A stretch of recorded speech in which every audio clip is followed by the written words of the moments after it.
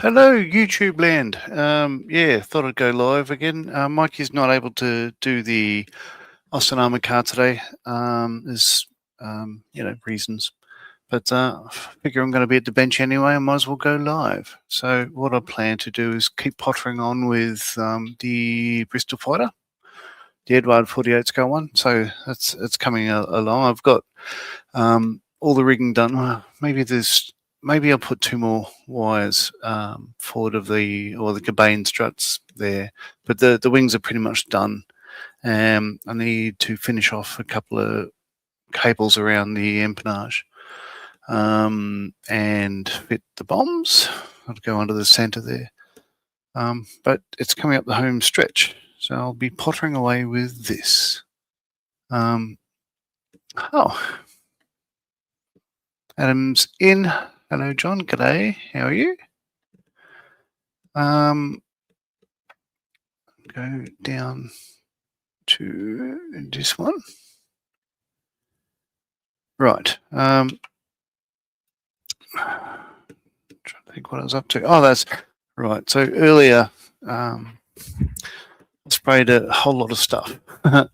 So most of the parts to finish this one off are done. Now I got all these hot pink parts. These are the Hella. Gee, that's bright. Yeah. The Hella CL1 415, which is all pink at the moment. In fact, change camera, show you that. Very, very pink. So this will the pink on this will aid the yellow going over the top and sort of make it easier to spray that. But at the moment, I'm just letting that dry overnight. See how that goes. So far, so good. There.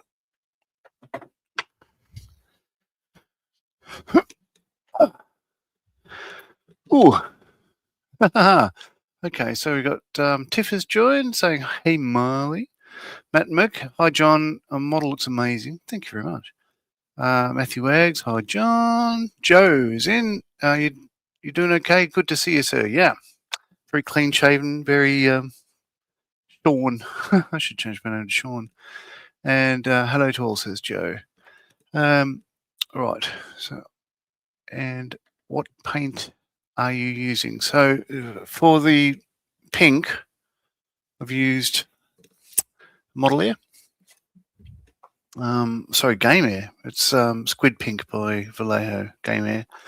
I just about need to get another bottle of that because I've done a couple of yellow things lately, and then it'll be SMS paint over the top of that. Just standard. I figure, looking at footage of the aircraft, I'm torn between whether to go a signal red or just a plain red. I think what it will be a plain red. So that's signal red, and that's red.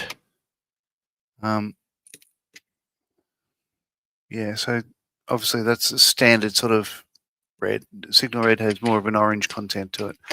Looking at footage of the actual aircraft, it looks like it's probably closer to signal red. However, the decals I think will restrict me to red because they're probably darker than what I'm seeing.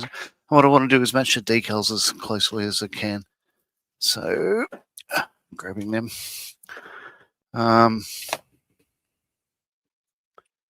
Yeah. Oh, still a bit torn. I think I'll just use a red. Sort of does seem, yeah, it is close enough to the signal red, but it doesn't. It looks different on my screen there. It's a lot brighter than what I'm seeing. So, oh look, I don't know. It's sort of between the two. And then for the yellow, I believe I'll just use a. So the choices are trainer yellow.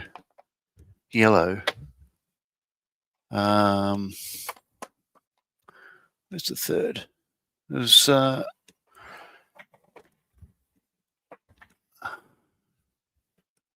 RLM. I don't see it at the moment.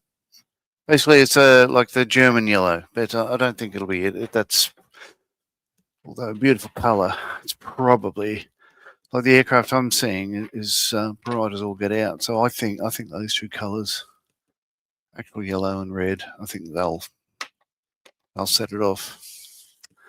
But we'll see. We'll see. I might have to. I have a number of them. We'll see how we go. Anyway, put them back in a drawer.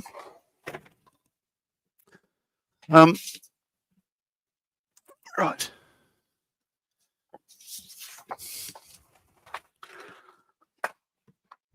Pack up this Hella box again.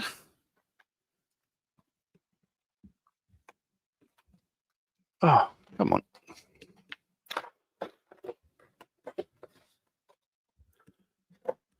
All right. So yeah, as I say, finishing off this. I don't know if I'll finish, but yeah, in the center here, I've got let's see, the scarf ring for the gun. These are the bomb racks. Two of these the bombs here. So I have a choice of it's basically question mark. Either I go for these 25 pounders, and there's 8 of them, or yeah. So these are Cooper 25-pound high explosive bombs. And these ones, the big fat ones and short stubby ones, are Royal Laboratory 112-pound high explosive. And I don't think it'll be both. I think it'll either be that or that, because if you add these up, like 25 each, it's 200 pounds. Whereas these, they're 112 each, so the difference is like 24 pounds. I think you wouldn't be able to carry all 8 of those plus 2 of those. So I'm just going to fit 2 of these stubby ones, and they'll be under the center wing section. So I'll be doing that, and then of course, going for a single gun on mine. So variant C and D. I'm going for variant D. So once I fit them, it's an aiming periscope that goes under the center wing. I've got 2 outboard anti-bump brackets, and I need to. This is actually drawn wrong. There's one of these aircraft a couple of 100 k's from where I am, so I took photos of it. It doesn't have 2 lots there. It's got 1 lot that goes down. In fact, it doesn't even have that one. So you can see it's showing the pointing device. It's got these cables going to these points here, top and bottom, and just going forward. They're not there. There's only 1 of these on each side, and they go to the outboard of the horizontal stab front and back. The other one actually drops down to that point there. So so these outboard ones is to stop the horizontal stab from wobbling, but that would also twist the rudder. So what they've also done is have these lines that go from the top of the vertical stab down to the fuselage to stop the rudder from oscillating. In fact, look, I'll bring up the photo of the actual thing. Bear with. Now if we go search scone, here we are. Right. So as I was saying, it's got this one for the rudder, and there's 1 each side. You've got the ones that drop down outboard, these diagonal ones here, and then these ones drop down to that point there on the fuselage to stop the horizontal stab. Oh, sorry, the vertical stab wobbling, and these ones are to stop the horizontal stab from oscillating. And it's also shown here, it's got 2 lots of cables as redundancy for the elevators, and 2 cables for the rudder. However, I'm only just doing 1 because they look busy enough, but they're as you see, they sit a fair way outboard, the elevator ones. So they're on a, I don't know if I could probably move the camera. Yeah, there's a point there where they're actuated from, and then they cross over. The bottom of this goes to the top connection point and vice versa, and the same on the other side. So they're all there. But as I mentioned, I've got these two there. I need to just fit a couple of those. I'll probably do them later on. And yeah, primarily I'll put these bomb racks on first, I think, and then just finish off the empennage. But that's coming on the home straight. Oh, Julian's in saying, "Watch an Odge." Adam is saying he's just ordered the DMK. Is it? No, the Daimler-Benz engine for the Qatari 109 kit.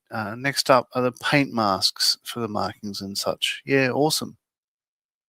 Yeah, that'd be cool. I think, yeah, you're gonna very much enjoy that. Looking at the instructions for the 109, it's the cockpit is going to be absolutely brilliant. Right now, flick this upside down. Stick it that way. I don't want to put it in a frame per se because it should do just by this. So just bear with me for a minute. I'll get what I need. So these are the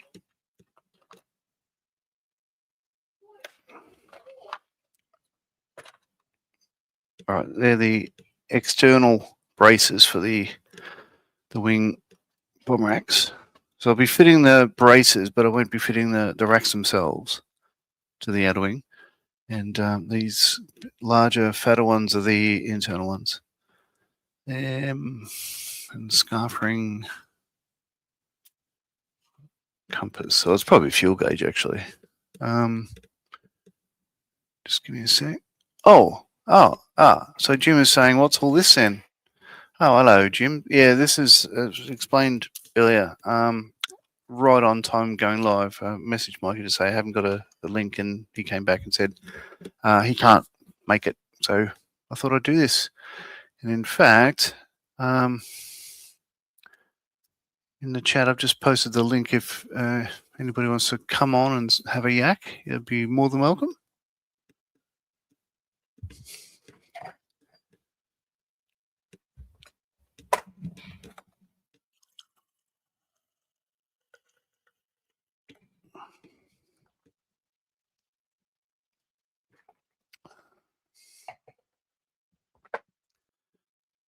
All right. Now, I'm running out of product. I've got bugger all this glue left. I do have another one, but it's the ones you get with the FX kits. A really small bottle, and I just don't like the idea of it. I think I'll go off tomorrow and buy some more of this. But this should do. Now I need to get this the right way around.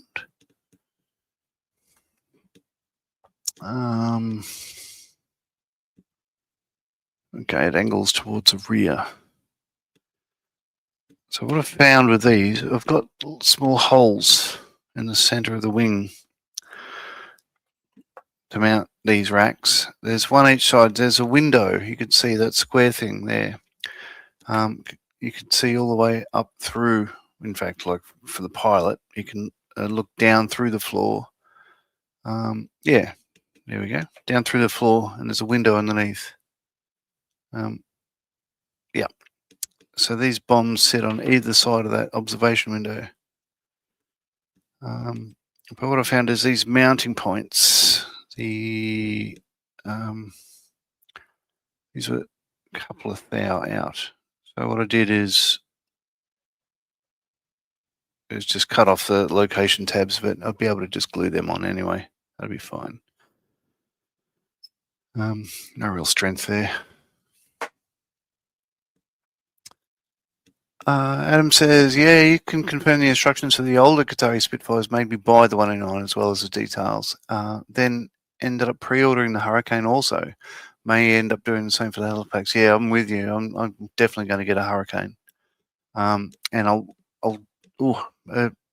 BF109E, when they release that, I'll be getting it because I'm a sucker for the E models.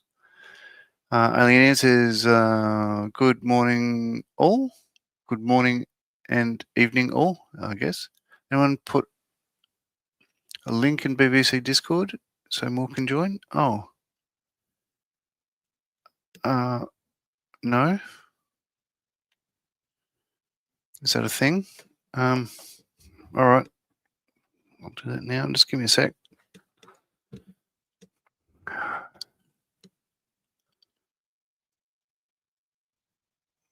I don't know if I guess my camera's still there. So I'm opening up a new window here for Discord.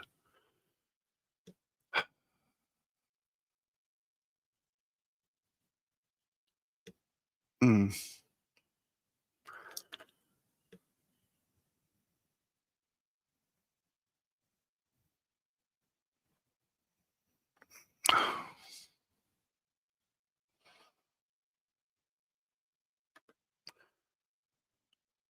Okay.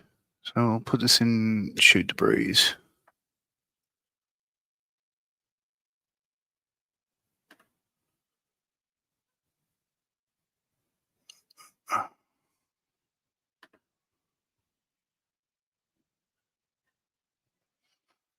Really?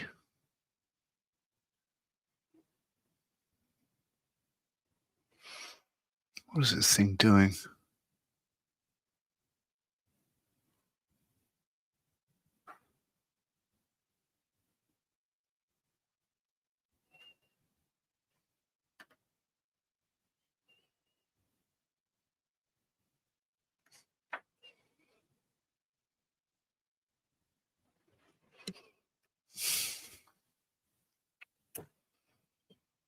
Right. Link posted.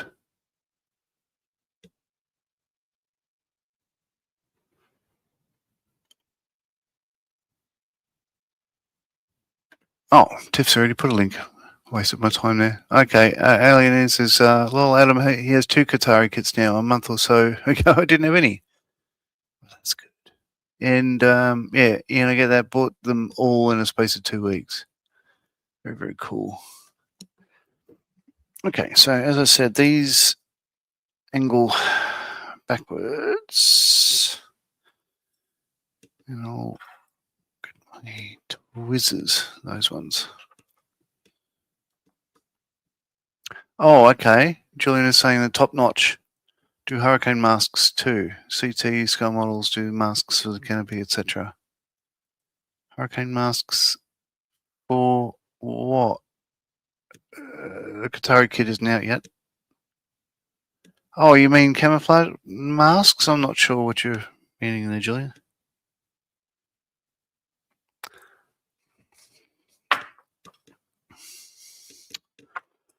Right.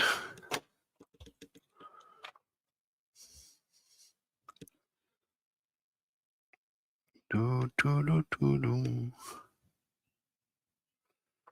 Right. Now.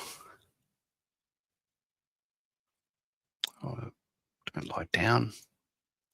Well, there we go. So I just smeared glue everywhere. Well done.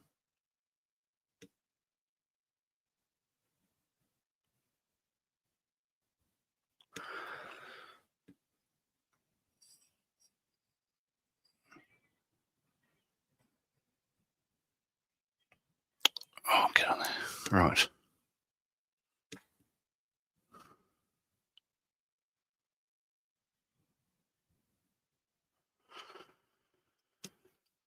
Okay.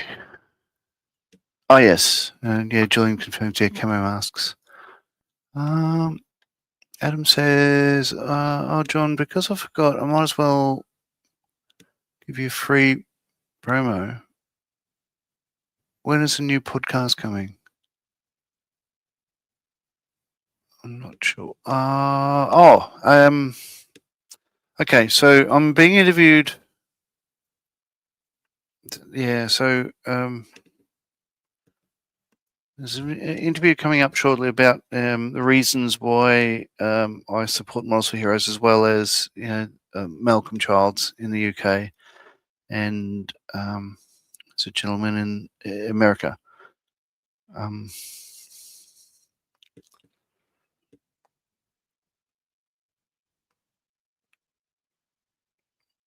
there we go.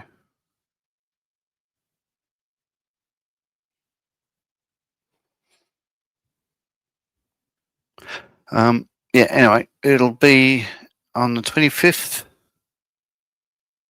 Saturday morning, which is a day. Well, it'll be the 26th for me, so the day after Anzac Day. But basically, Anzac Day, if you're in, um, it's the day after Anzac Day if you're Australia, New Zealand, and it'll be 6 a.m. on the 26th. So I've got 2 early days in a row. Um, oh, okay. Hobby Time is saying he's following this as he's got the same kit to do. It's bloody gorgeous. I love it. Um, Yeah, there's no. The only thing that I've had to do, it says to drill out the holes under the wing for the struts for the trapeze for the undercarriage. It says a 1.2 mil drill at the back of the center of the wing there for the aft strut to pop through. I had to go larger than that, and I didn't have a drill over 1.3. So I ended up just having a round file, just like a needle file, and just sort of swizzling that.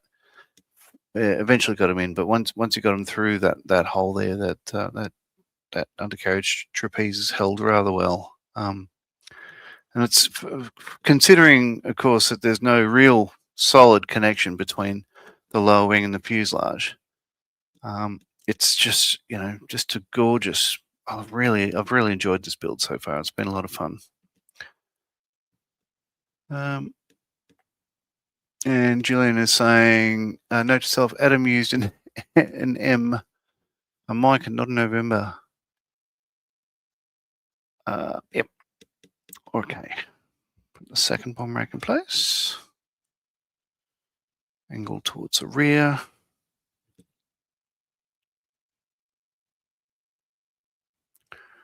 So again, the more little pieces I put on this, the more I think I'm going to break bits off. But I've been lucky so far. It's gone well.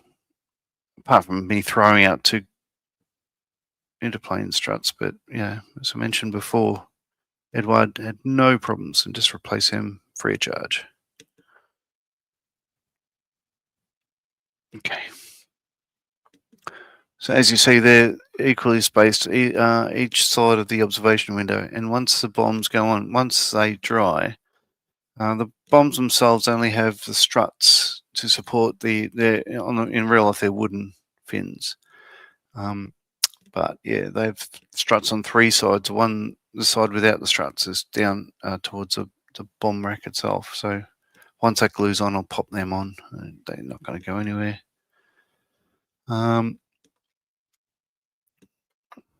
So with that gluing, I could flip this over and do the gun, I guess. Yeah, they're straight. Sweet.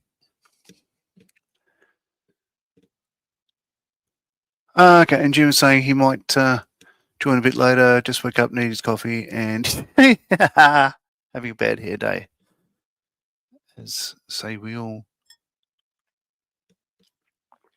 All right, now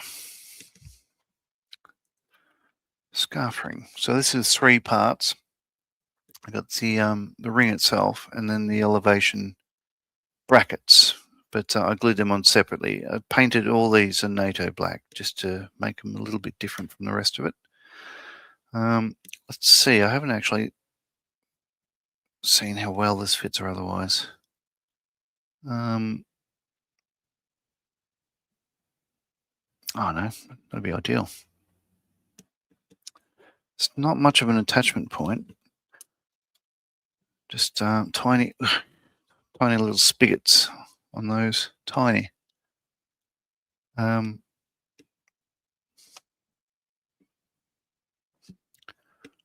still, I think I might actually bring out the big guns. Go the. Actually, I'll drop this lens down a bit.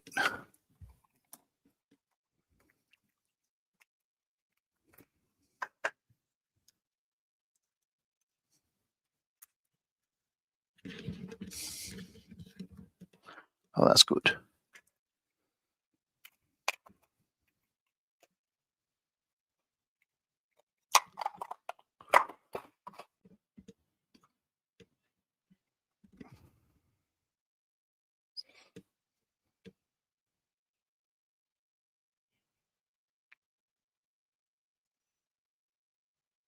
Yep, cool.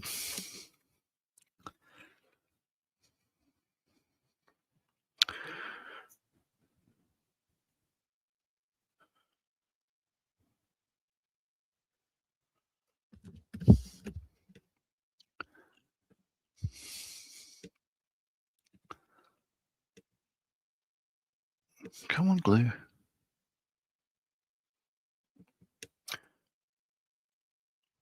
I find I'm using this contactor adhesive more than extra thin. No real reason.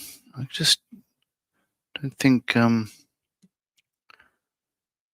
extra thin, sometimes it may not have enough grip, if that makes sense. Okay, so there's it's hard to see, but there's 4 very small. There's 4 locating holes, 2 for the rear and 2 at the front for the elevation. So, oh, of course, that dropped off.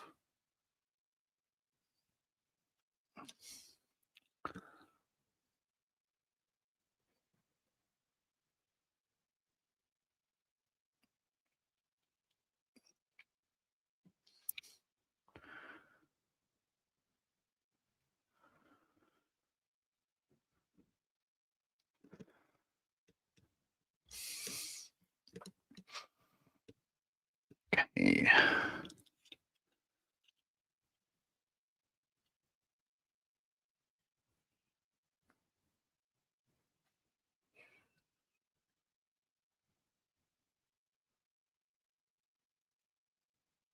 There we go. Yeah, David is saying that looks amazing, John. Thank you very much. And Hobby Time saying the rigging looks fun. Yeah, there's a lot of it. So yeah, for the rigging that angles upwards, it's got 2 lots each. So from there up to the wing, from that center point up to the top wing, and it's double on the front as well. The ones that angle the other way go down, single. So, oh, and there's also an extra couple that go from the top of the interplane strut there forward to the just forward of the engine there. So yeah. Oh, and I've still got, as I mentioned, I've got another, say, 5 to do around the back here, and then just 2 for the undercarriage, and then this is just about done. Right, so that's gluing. I've painted the gun separately in gun metal. Where are we? There we are. So I'll just leave that for now. I think I want to put these bomb racks on. These are, as I mentioned, for the outer wing stations. So the racks go on, but sorry, the mounting brackets go on, but the racks themselves aren't fitted. So let's go with that. Now, the long part to the rear. Okay. 4 of these.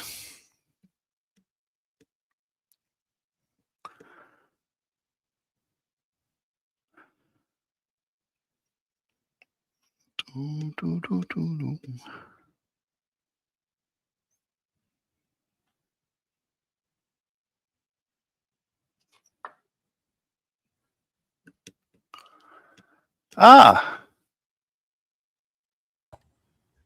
Oh, hi. Hello, Aussie Ian's in. G'day. G'day. How are you? Hear me okay? Perfectly. Oh, okay. I've got a webcam that I've found packed away in a box of computer parts. So I'm not going through the iPad this time. Ah. Yeah, I haven't logged in. I haven't watched Bearded Veterans for a few weeks. I'm still not used to the time change.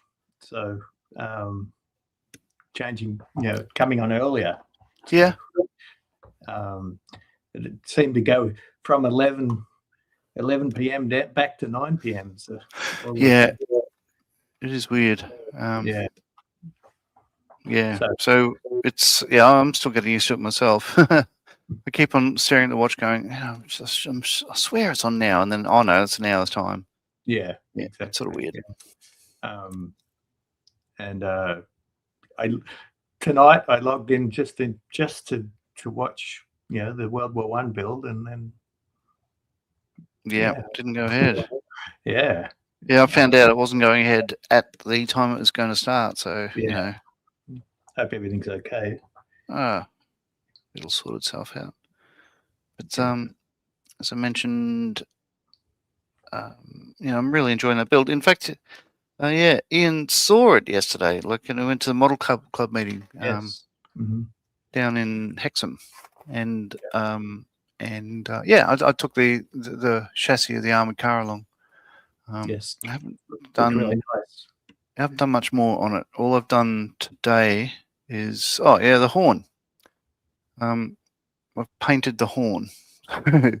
Okay. So the bulb for it is up on the steering wheel there, and then you got the brass goes down to the horn itself. So I painted the horn, put that aside. I've painted the seats ready to go on, but they're not going on until we're alive, and the wheels and tires are done. So I was going to do that and then get going with the body, but it was not to be. Is it possible to leave doors open or anything to see the interior better, or? There's a lot of options with all sorts of panels that can stay open. And I think I'm just going to do that. Okay. I'll just grab it. It's on the shelf again. Right. So I'm thinking about doing it, but having all the panels open. If they're possible to have it open, then just to do that. Let's leave that aside. Right. So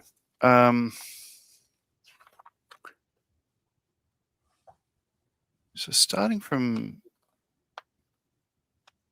all right, before we put any of I'll just go large screen.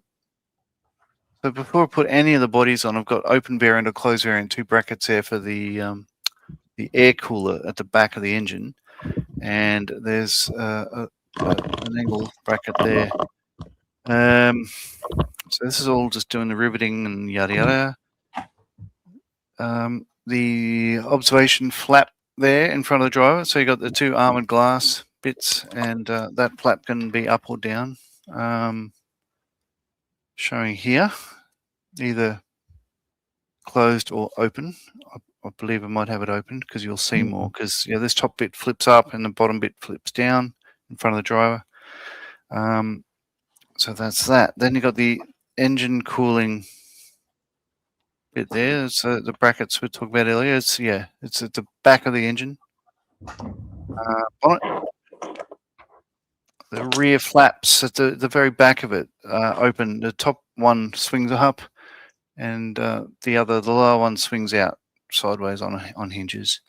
You've got the radiator flap, can be open or closed, and then eventually, once the turrets are done, so that's the closed variant, or the open variant there. Yeah. So having airflow through the engine.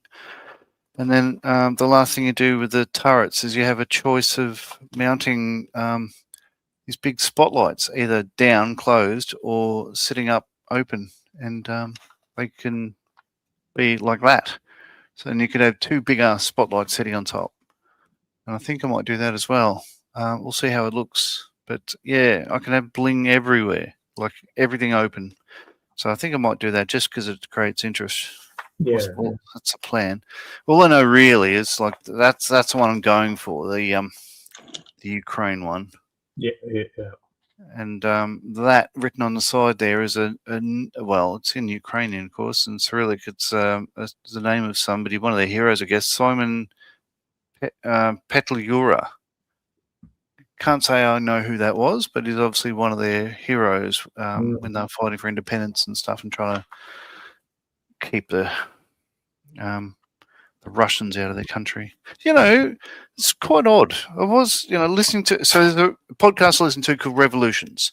It's absolutely fantastic. In fact, I've just finished an episode. And in that, so this is the final episode of the the Martian Revolution. So he made up a revolution in the future.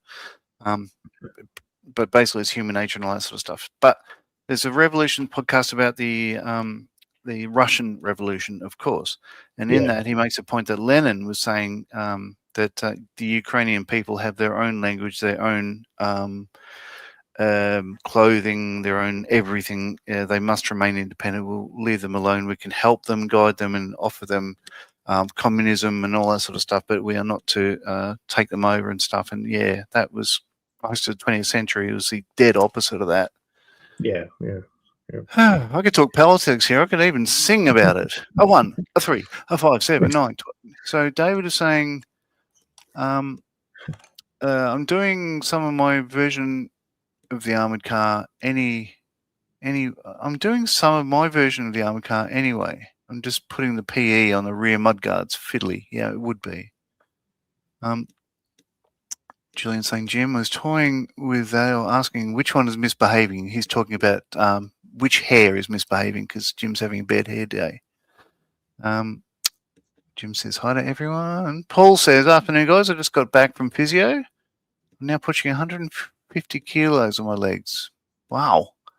My physiotherapist is really happy with my progress. Next, I'm learning to run again. Tell you what you need is 2 physiotherapists, have one on each leg, and you can push 150 kilos. Yeah. Just a thought. Jim's saying hello to everyone, and they're all saying hello to each other. Da, da, da. Okay, so back to the mounting brackets. I was about to say back to the rack, but we don't have any sort of double entendres here because we're all grown adults. Yeah. Oh, and Julian is saying, pull your legs, 150 kilos. My whole body is only 42 kilos or so. Oh, and Gino's in saying g'day. Hello, Gino. Hey. All right, so what are you playing with? What's on your bench, Ian? I've got a whole bunch of things on my bench. So this is my mini art project. This is the I guess the Opal Blitz. It's the box. I'll show you. That's the instructions. Oh yeah.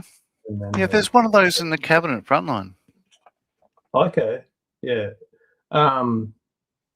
Yeah, so I'm doing the Deutsche Post version. I'm up to almost ready to put this on the back. Yeah, I left the engine out because I thought what a waste, and I could use the engine maybe in a diorama for something else. Sure. So I've left that out. I'm up to putting the mudguards on, but they're you have to use photo etch to put them on.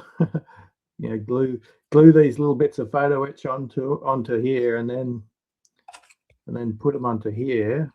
There are some mounting dots there, but it's a fiddly process. Yeah. So yeah, it's one of those. I'm at one of those stages where it's like, oh, I don't want to deal with that. I want to do something else. So yeah, sure. So then on Sunday, Robbo at the club, he sold me for a very good price the Tamiya 132nd scale. Oh yes, yeah. I was there when the transaction took place. I walked in Yeah. and went, "Oh, you bastard!" And he's already started. So that's what I'm going to be.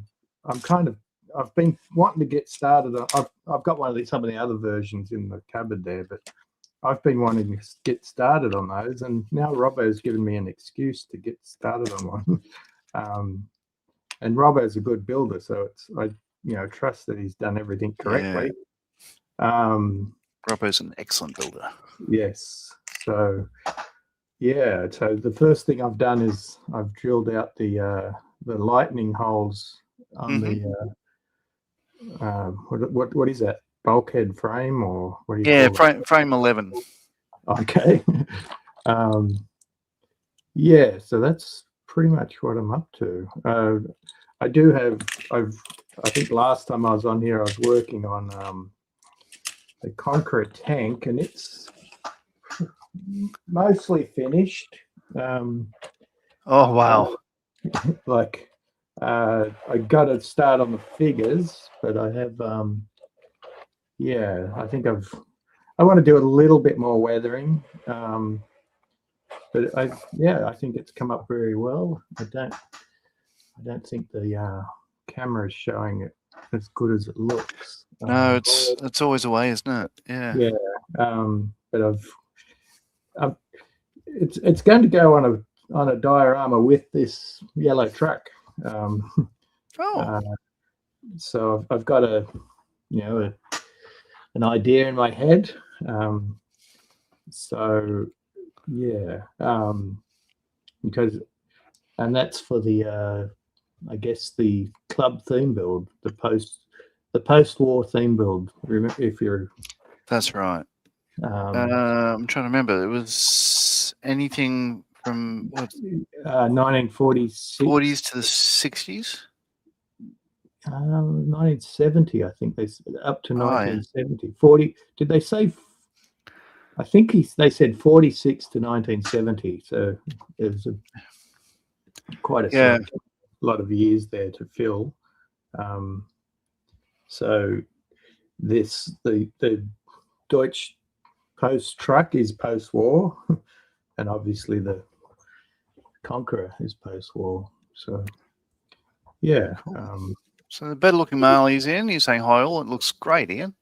Thanks. Thank you. And yeah, David says, yeah, that does look good. Yeah, and they were painted in gloss paint, and really? I was like, I did paint it in gloss, and then I was like, well, it's been out on the firing range and it's dusty, so it's no longer glossy. Yeah, if you were to wash the dust off, you would see the gloss paint. Very good. Yeah, but I think it's come up pretty well.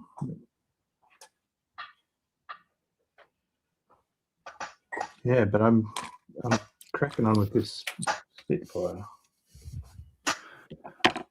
Awesome. Yeah, you just couldn't wait. No, it's already been started, so it's not like I'm starting a new kit. No, you're right. Sorry about the squeaky. No, it's all good. Yeah, I need to just line up these bombs, see how they fit. Oh yeah, that'll go on.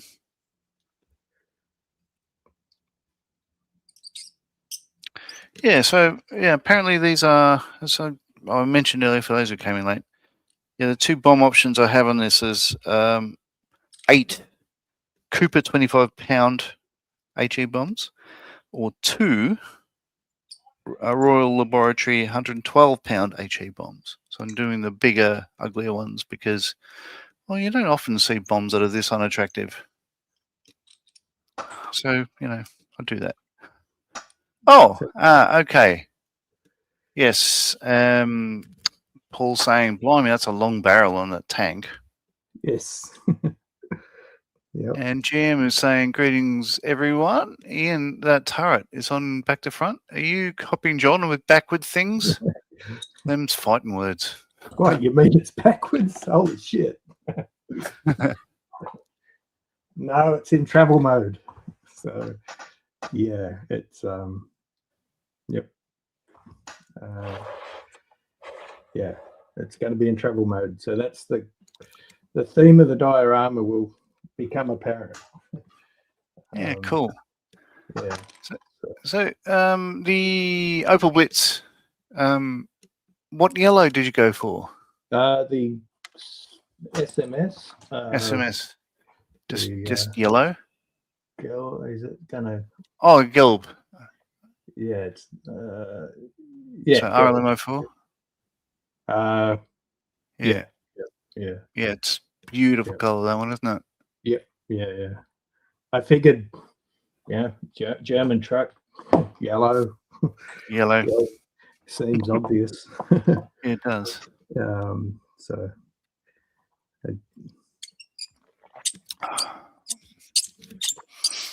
God, I must have some graphite somewhere. So the the Hella kit I bought in for the club meeting yesterday, it's all totally pink now. Okay. Looks very different. Yes, it looked like, because it was all white, it looked like you had made it out of vac form or plastic hard. Or, Oh yeah.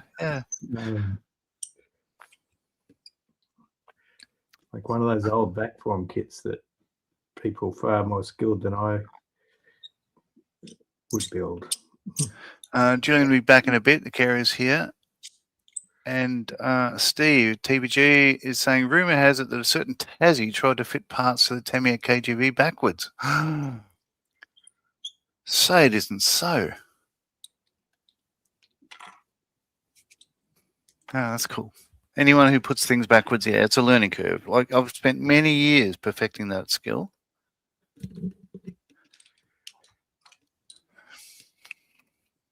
All right. Now, some nodes.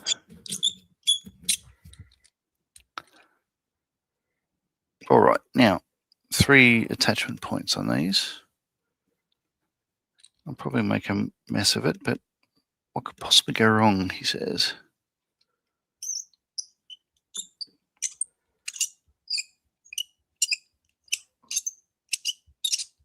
I'll go back and touch these up a little bit later, I think, because I think, well, they have a brass fuse. So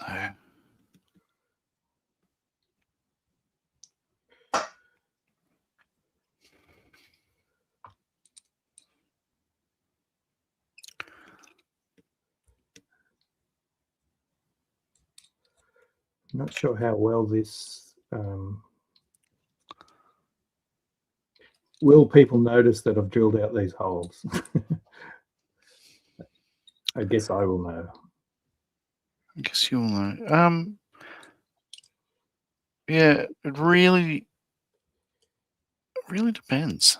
I can't remember if I drilled them out on the Qatari Spitfire. Yeah. I guess I must have. I guess the one closer to behind the seat will be more visible. Although there's not much distance between the two. Oh, it's perfectly lined up. Then I looked at the front of it, and it's totally off the bottom rack. So let's try that again.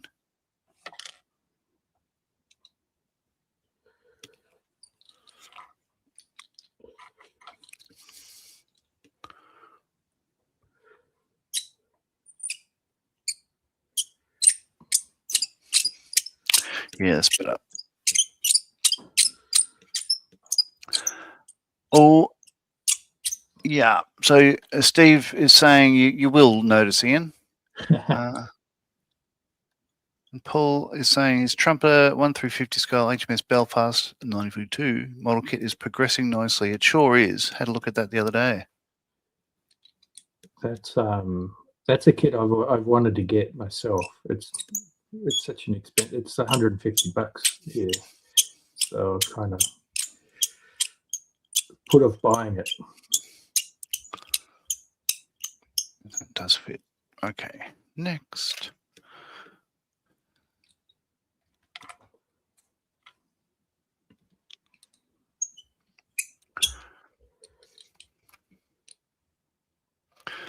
Come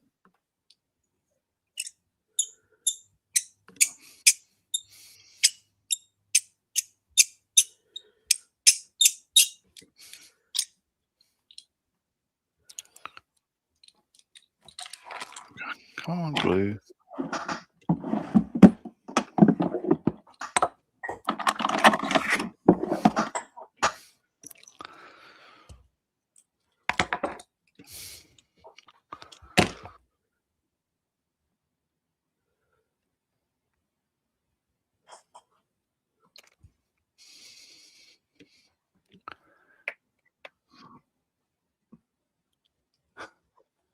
Oh, Jim is saying, "G'day, Jim. Is backwards contagious? Better get a vaccine for that before I head overseas. Don't want staff going in reverse."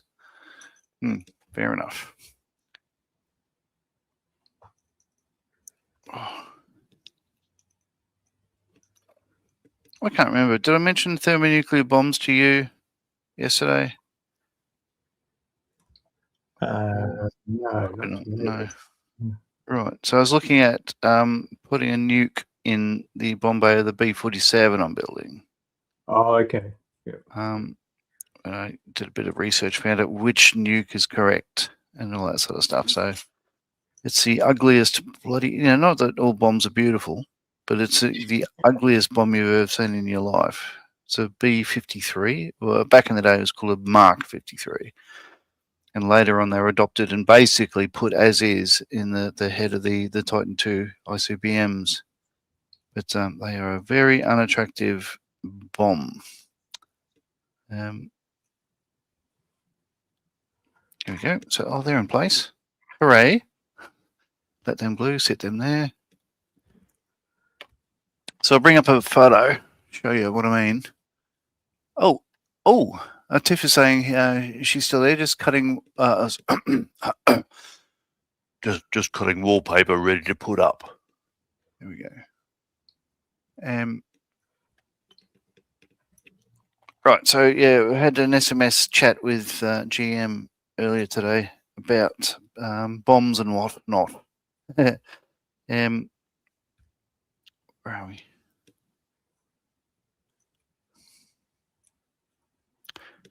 Get rid of that.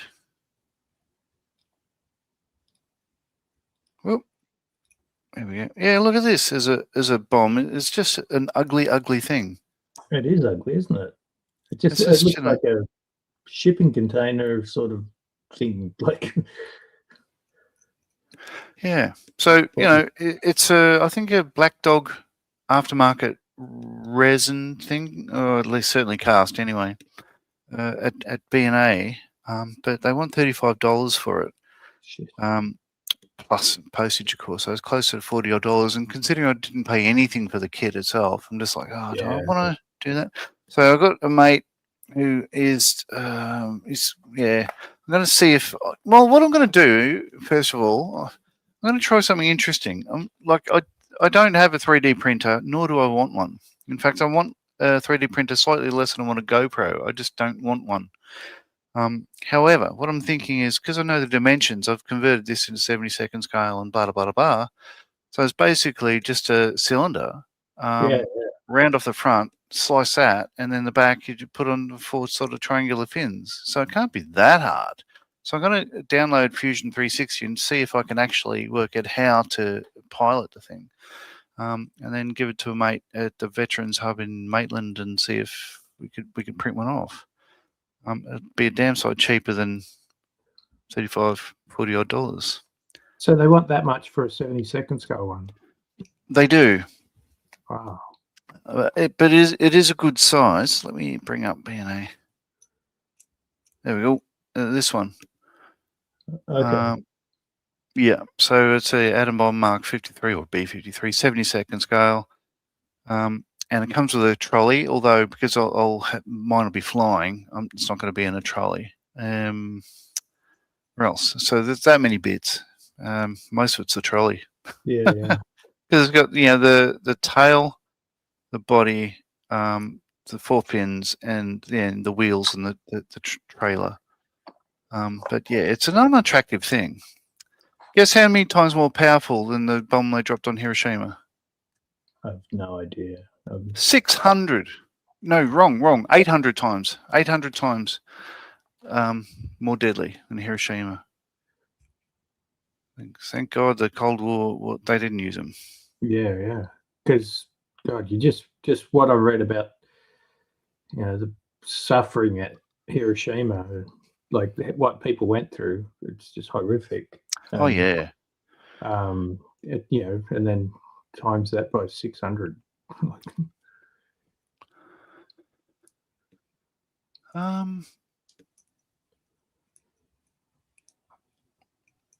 Yeah, so GM, saying, that was me, John, a big lump of a thing. Yeah, it is.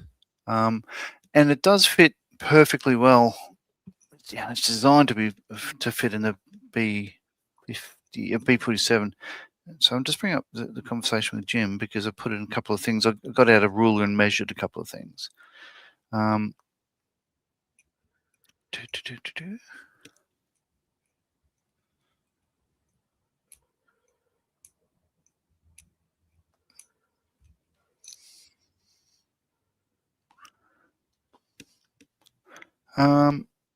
Yeah, there we go. So at 70-second scale, it's 52.2 millimeters long. And the bomb bay on the thing is 62 millimeters long. So it's, just 5 mil either side. And it's a 17.63 millimeter diameter, whereas the bomb bay is 31 mil wide. So it's about enough clearance to clear the bomb bay doors, but it's basically one bomb will fill up the bomb bay nicely. So I think I might do it. We'll see. Adam is asking how powerful was the Tsar bomber compared to Hiroshima. I can't recall. There was a documentary that was made in the 80s or 90s, I think, that William Shatner did the narration for. It's from Trinity to, I can't remember now, from Trinity to something or other. So basically the first atomic test to the last one. And it's going through, and it shows footage of each of the bombs and talks about the yield and stuff and how ridiculous it is and just totally out of sync with reality. Adam is saying, Tiff, I'll have to share a post with you once it comes out. But someone I follow is doing the modern Tamiya Mustang in a fighter Mustang scheme. Paul's saying he can't decide if he wants both hangar doors open on the Belfast with the Walrus inside and the other Walrus ready to flight. What do you guys think to do? If it was mine, I would have a Walrus in a hangar with the wings folded and another one on the catapult ready to launch. But your model, do what you want. I think if it comes with two Walruses, yeah, I think it'd be interesting showing like how it would all work. Yeah. GM is saying the bomb looks very much like an engine container. It really does. It's just, it's an ugly POS. Okay, so those bombs are on now. I can flick this upside down, put on the guns. Hopefully that won't go too far. And Adam says, oh, sorry. I know they dropped the yield for the test just in case it went bonkers. Thank God they did, because it turns out it was 3,000 times bigger. God. Yeah. Yeah. Or 1,570 times both combined. And that was with half yield. Yeah. It was just getting ridiculous. All right. So I'm just doing another search here.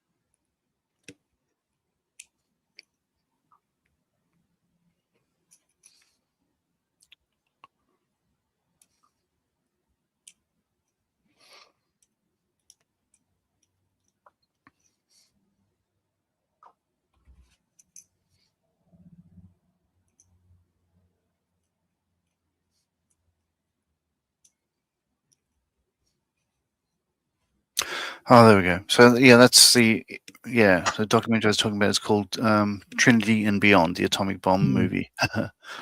Directed by Peter Curran, narrated by William Shatner. The definitive film chronicling U.S. tests from the 1945 Trinity shot to 1963, restored footage. Yeah. It's just, it's just awful to watch some of that crap. It's just mad. Yeah. Oh, okay. And Paul's saying, random fact, the explosive force was 26% of the Krakatoa explosion. So we still can't beat Mother Earth just yet. Bloody hell.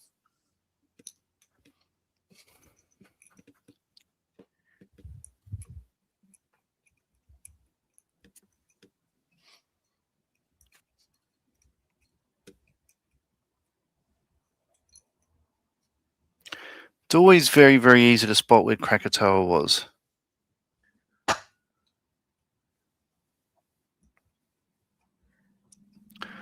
And for those who don't know, so it's a map of Australia there, and then you got Indonesia, right? Zhink, all the way up there. Halfway along, there's a bit of a gap between there, and right in the middle of that is Krakatoa. Oh. So that whole strait there, the Sunda Strait, it was blocked off for quite a while due to that thing going off. In fact, you could see where it was. Now it's got this little baby there, son of Krakatoa, in the middle there. I did know there was a new island forming there. Yeah. But the Sunda Strait, it's the three major straits that really need to be kept open. This one, the Sunda Strait. You've got the Malacca Strait, which is down there. Like if you're going across the Indian Ocean and you want to get around to say China and all those countries, you'd either have to go down through here and go Sunda Strait, which is bad because it's sort of shallow and unpredictable because of that, or you go down here, the Malacca Strait. So we do. Oh, and that heads straight to Singapore, which is one of the top trading countries on the planet. Yeah. And then of course the one that everyone hears about now is the Strait of Hormuz. But they're the major ones. Oh, and that pinch point there, of course. There's the Aden Strait, and blah blah, and all that sort of stuff. So that's my political rant. Is don't be like Krakatoa.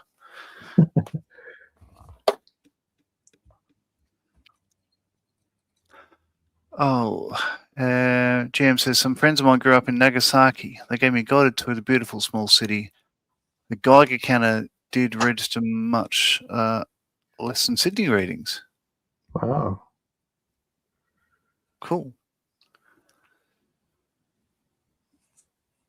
And oh yeah, there we go. Adam is saying the Tsar bomber is 12,000 times Hiroshima yield, which is just ridiculous. Bastards. All right, gun time. D2 and C7. I'll move that aside for a moment.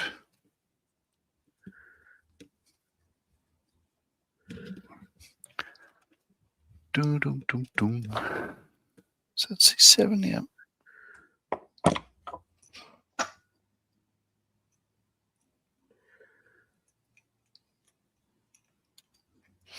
So this is a Lewis gun.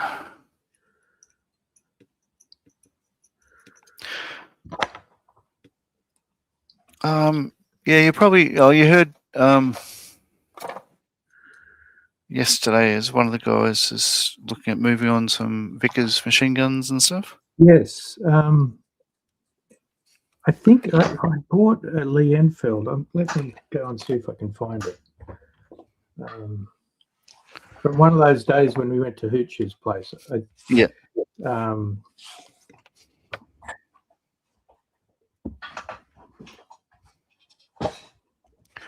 there's a group build we're doing for Models for Heroes.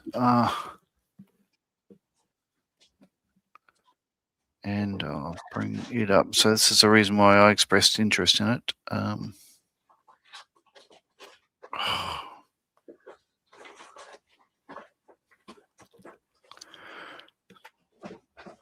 So this one, it's a Vickers Heritage group build. So yeah, Models for Heroes with the Vickers Machine Gun Collection and Research Association. So everyone is building something or other that had a Vickers product in it, whether it be a gun or a full-on tank or aircraft or whatever. I'd like it for that. Okay, I found what I bought, and Oh, I yeah. think this might be the same brand, or it was in the same stash, because I can't remember whether I saw a Vickers or not. But so the brand is Reedy's Miniatures. So these are 1/16 scale resin smellies. That's right. I remember looking at those with you. Yeah. So very, very nice detail. But there was also in that stash of stuff, it was a plastic container of 1/16 scale stuff, and I can't remember whether I saw a Vickers, but yeah, there was a lot of stuff, and some were resin, some were white metal. Yeah. I don't know what I'm going to do with these. Maybe if I eventually get that Gecko Bren gun carrier in 16th scale. I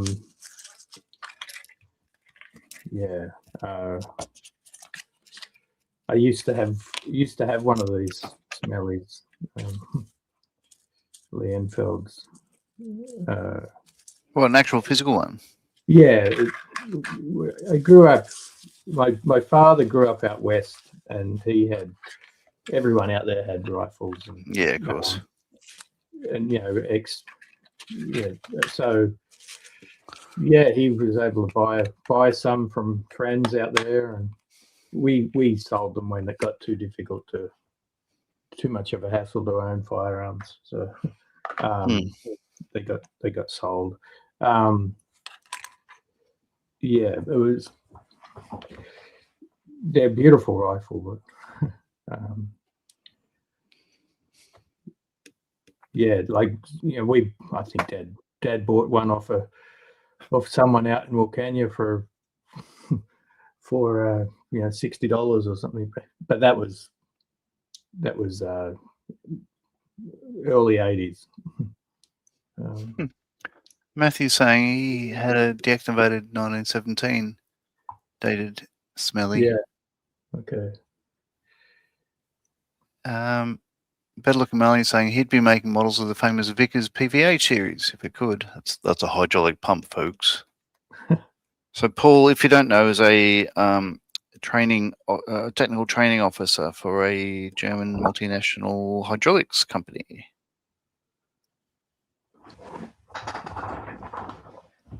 In fact, I should say he's the technical training officer. All right. Oh, I'll take off big screen.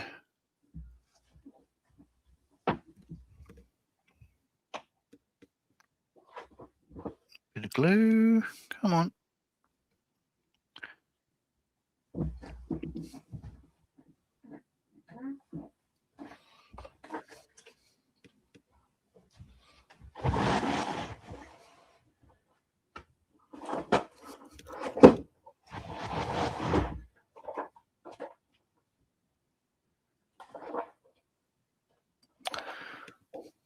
No.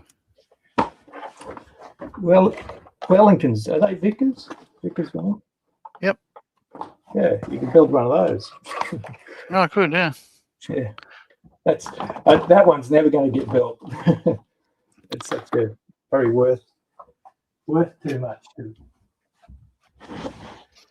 Yeah, because Malcolm Childs, who's the founder of Models for Heroes in the UK, he was talking to the guy who runs that Vickers machine gun group, and he mentioned that I had in my stash it's a Vickers Aussie ICM Ford Okay. Yes. Model T with the Vickers on the back, and he said, "Oh, that'd be fantastic! Oh, if he could do that, and we can claim international sort of reach." And so now I have to build one and then send it over to the UK. Okay. No, UK. All right, that didn't work. Yeah, so the spigot for the gun is too large to fit in the mounting hole, so I need to open that up a bit. Without breaking the bracket, of course, because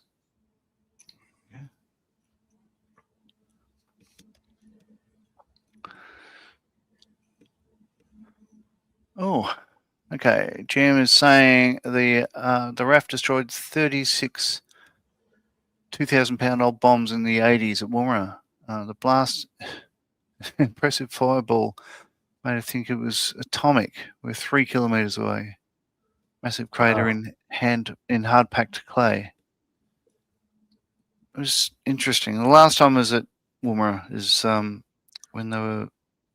So I had to go and do an audit of safety stuff. Like, we had a Tiger team running around looking at HazChem labeling and management and all that sort of stuff like that. So I had to go out and do that because, it's what you do. And I wanted to go and have a look at Lake Hart, where they launched the rockets and stuff back in the 50s, 60s. Yeah. And they said, "Oh, you can't go out there today." He said, "I'd let you go any other day, but today, no, because we got the army are out there and they're blowing it up with dynamite." I went, "What? Why? It's historical." He said, "No, it's getting dangerous. You can get tetanus by looking at it and just." So they just pulled it down.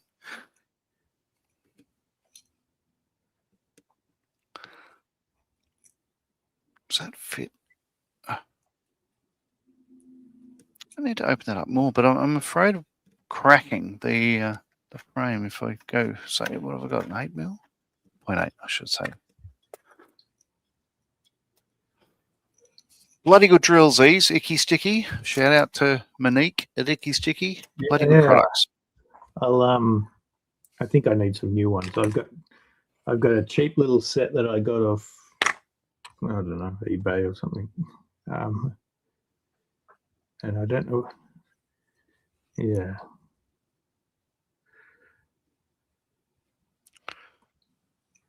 Oh. Hey, that worked. Okay. Okay, I think that'll do.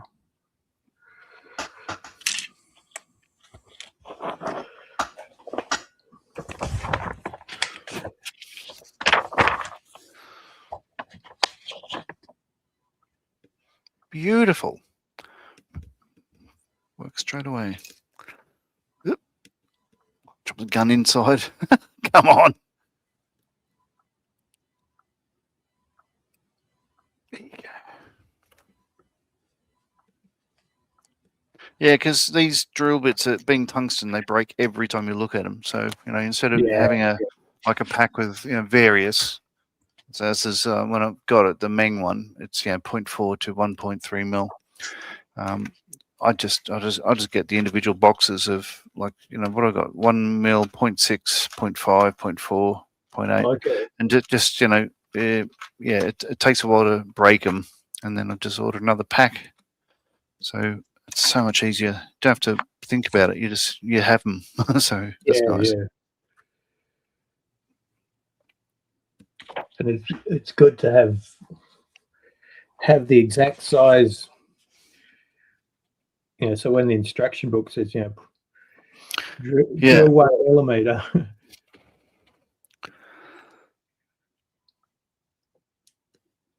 Okay, come on. There we go. Spot of glue. Another reason why I was keen to get started on this, because I just watched, is it Sam Dwyer? His video of the Qatari VB build. I just watched the latest episode, and God, he's just so, he does such a brilliant job. Yeah, he's very, very good. I And haven't seen it. I've seen the thumbnail for it and just go, oh, that looks good. But Yeah, I'll need to watch a video. he's just, and he's very good at explaining what he does as well, and what he's using, and the tools he uses, and the paints he's using, and how he uses them. Yeah, no, it's good having informative videos. I think, yeah, Sandor is very good at that. All right, so I'll just, where are we?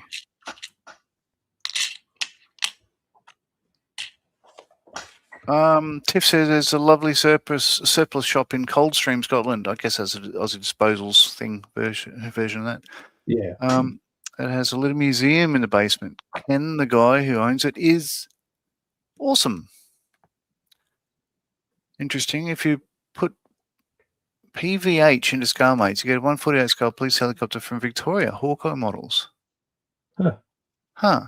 So Paul and I know the guy that used to run, he used to be in charge of the helicopter wing for the Victorian Police. We're very good friends with his daughters. He was excellent. He was almost about to be the chief of, he was asked to be chief of police for Victoria. I think he knocked it back. Said, no, I'd rather retire, thanks. Fair enough. You can actually buy old bullets and weapons that were used in the wars, says Tiff in Coldstream. Yeah. Matthew says, yeah, Tiff, I collect World War II uniforms, weapons for 31 years. Had an extensive collection that could equip a museum. Has anyone, says Jim, watched last week's edition of the Australian Armour and Artillery? Ron finished the Sherman final drive assembly. The man is a human dynamo. I haven't watched it yet. It is in my list. I do subscribe to that channel. I'd love to go up to that museum. Yeah, I'll get there one day.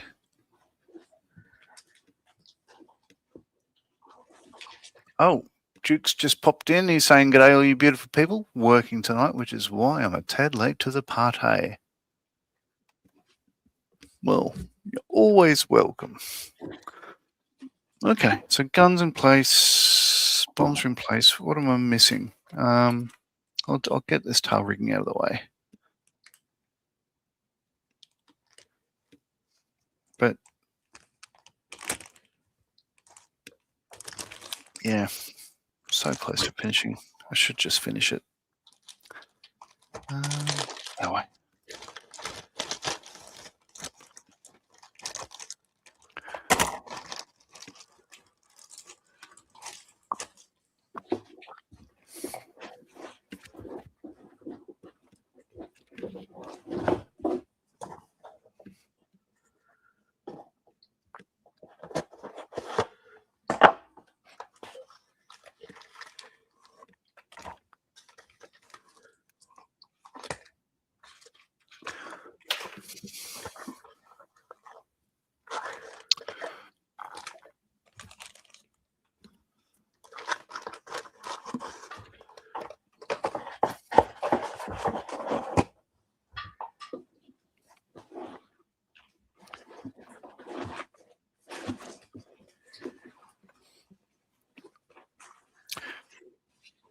Oh yeah, I've still got those to put on. Won't forget those.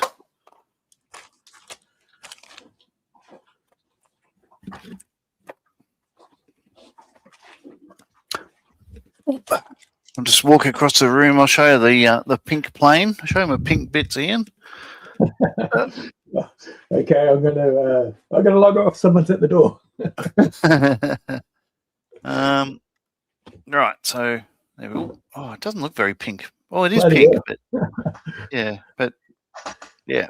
So anyone who came in late or whatever, yeah, this is the Hello Canadair CL415 that I'm doing. So because it's mainly yellow, I painted it all pink as an undercoat, if you like, so that it'll be easier to paint yellow on top of that.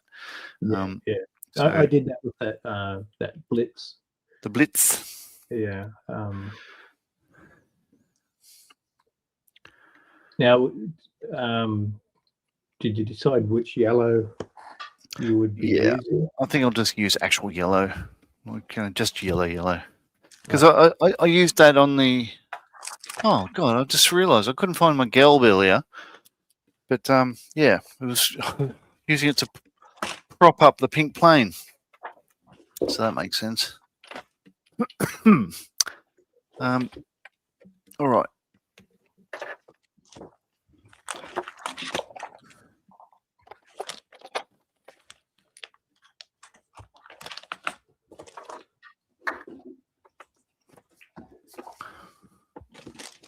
Hang on, back in a sec.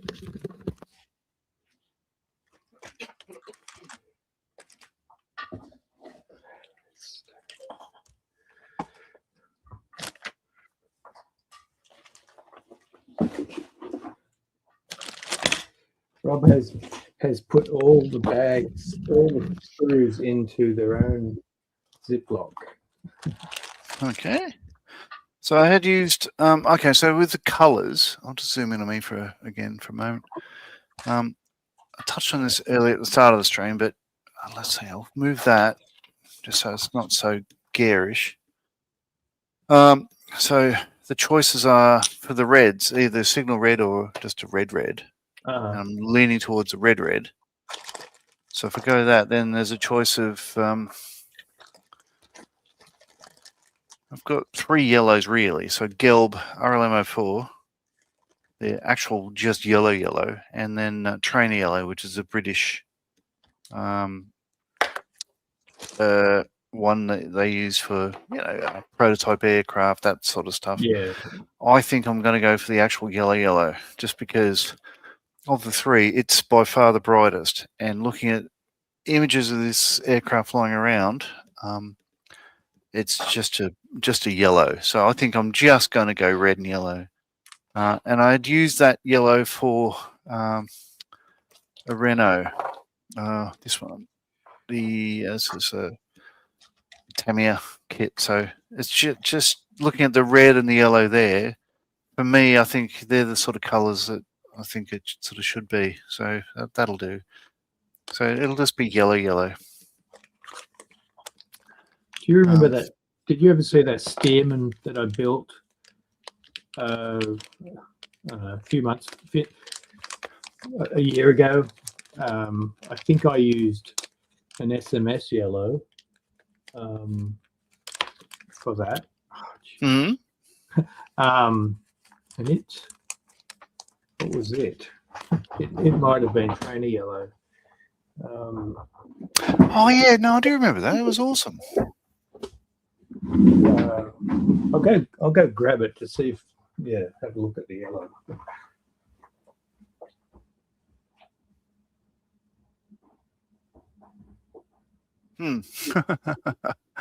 Jim is saying you watched a bit of me sanding the bow of the Victory. The Canadair water bomber surface rivets will help sanding the correct curves. Just a thought. Lol. So Paul's saying, so let me confirm, you'll paint the yellow bits yellow and the red bits red? Is that correct? That's exactly what I said, and thank you for clarifying. Yeah.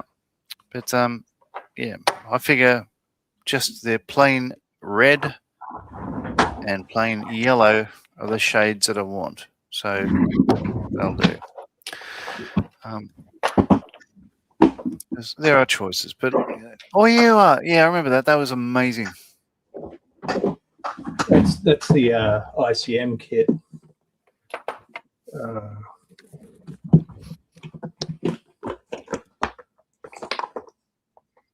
SMS Trainer Yellow 33 FS 335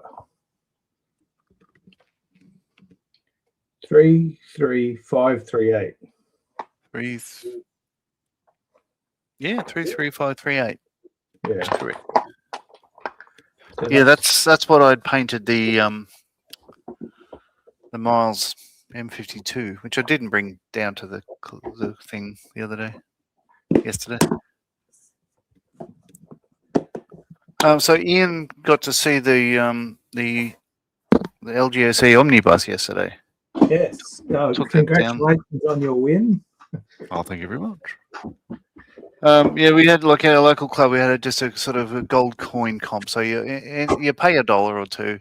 You put the bottle on the table, and the one that's voted most popular by all the people there gets the kitty. So I won a total of $8 because there's bugger all entries. Well, $6 if you don't count your $2 you paid to go in. Yeah. So yeah. No, it was cool. So it's now sitting in the frontline cabinet because, well, I figured I was halfway to frontline. I might as well keep going. You know, I'd broken the front wheel off, but I fixed it when I got there. So it's in the cabinet with the not the Dora. What's the other gun they've got there? The smaller German gun. Oh. Yeah, there's a cabinet there with an Opel Blitz and a couple of other mini art jobbies like the Tempo A400 and blah. It's there with them. Did you see the my 48 and 48 build finished? I don't believe so. I'll grab that while I'm showing and telling. Please do.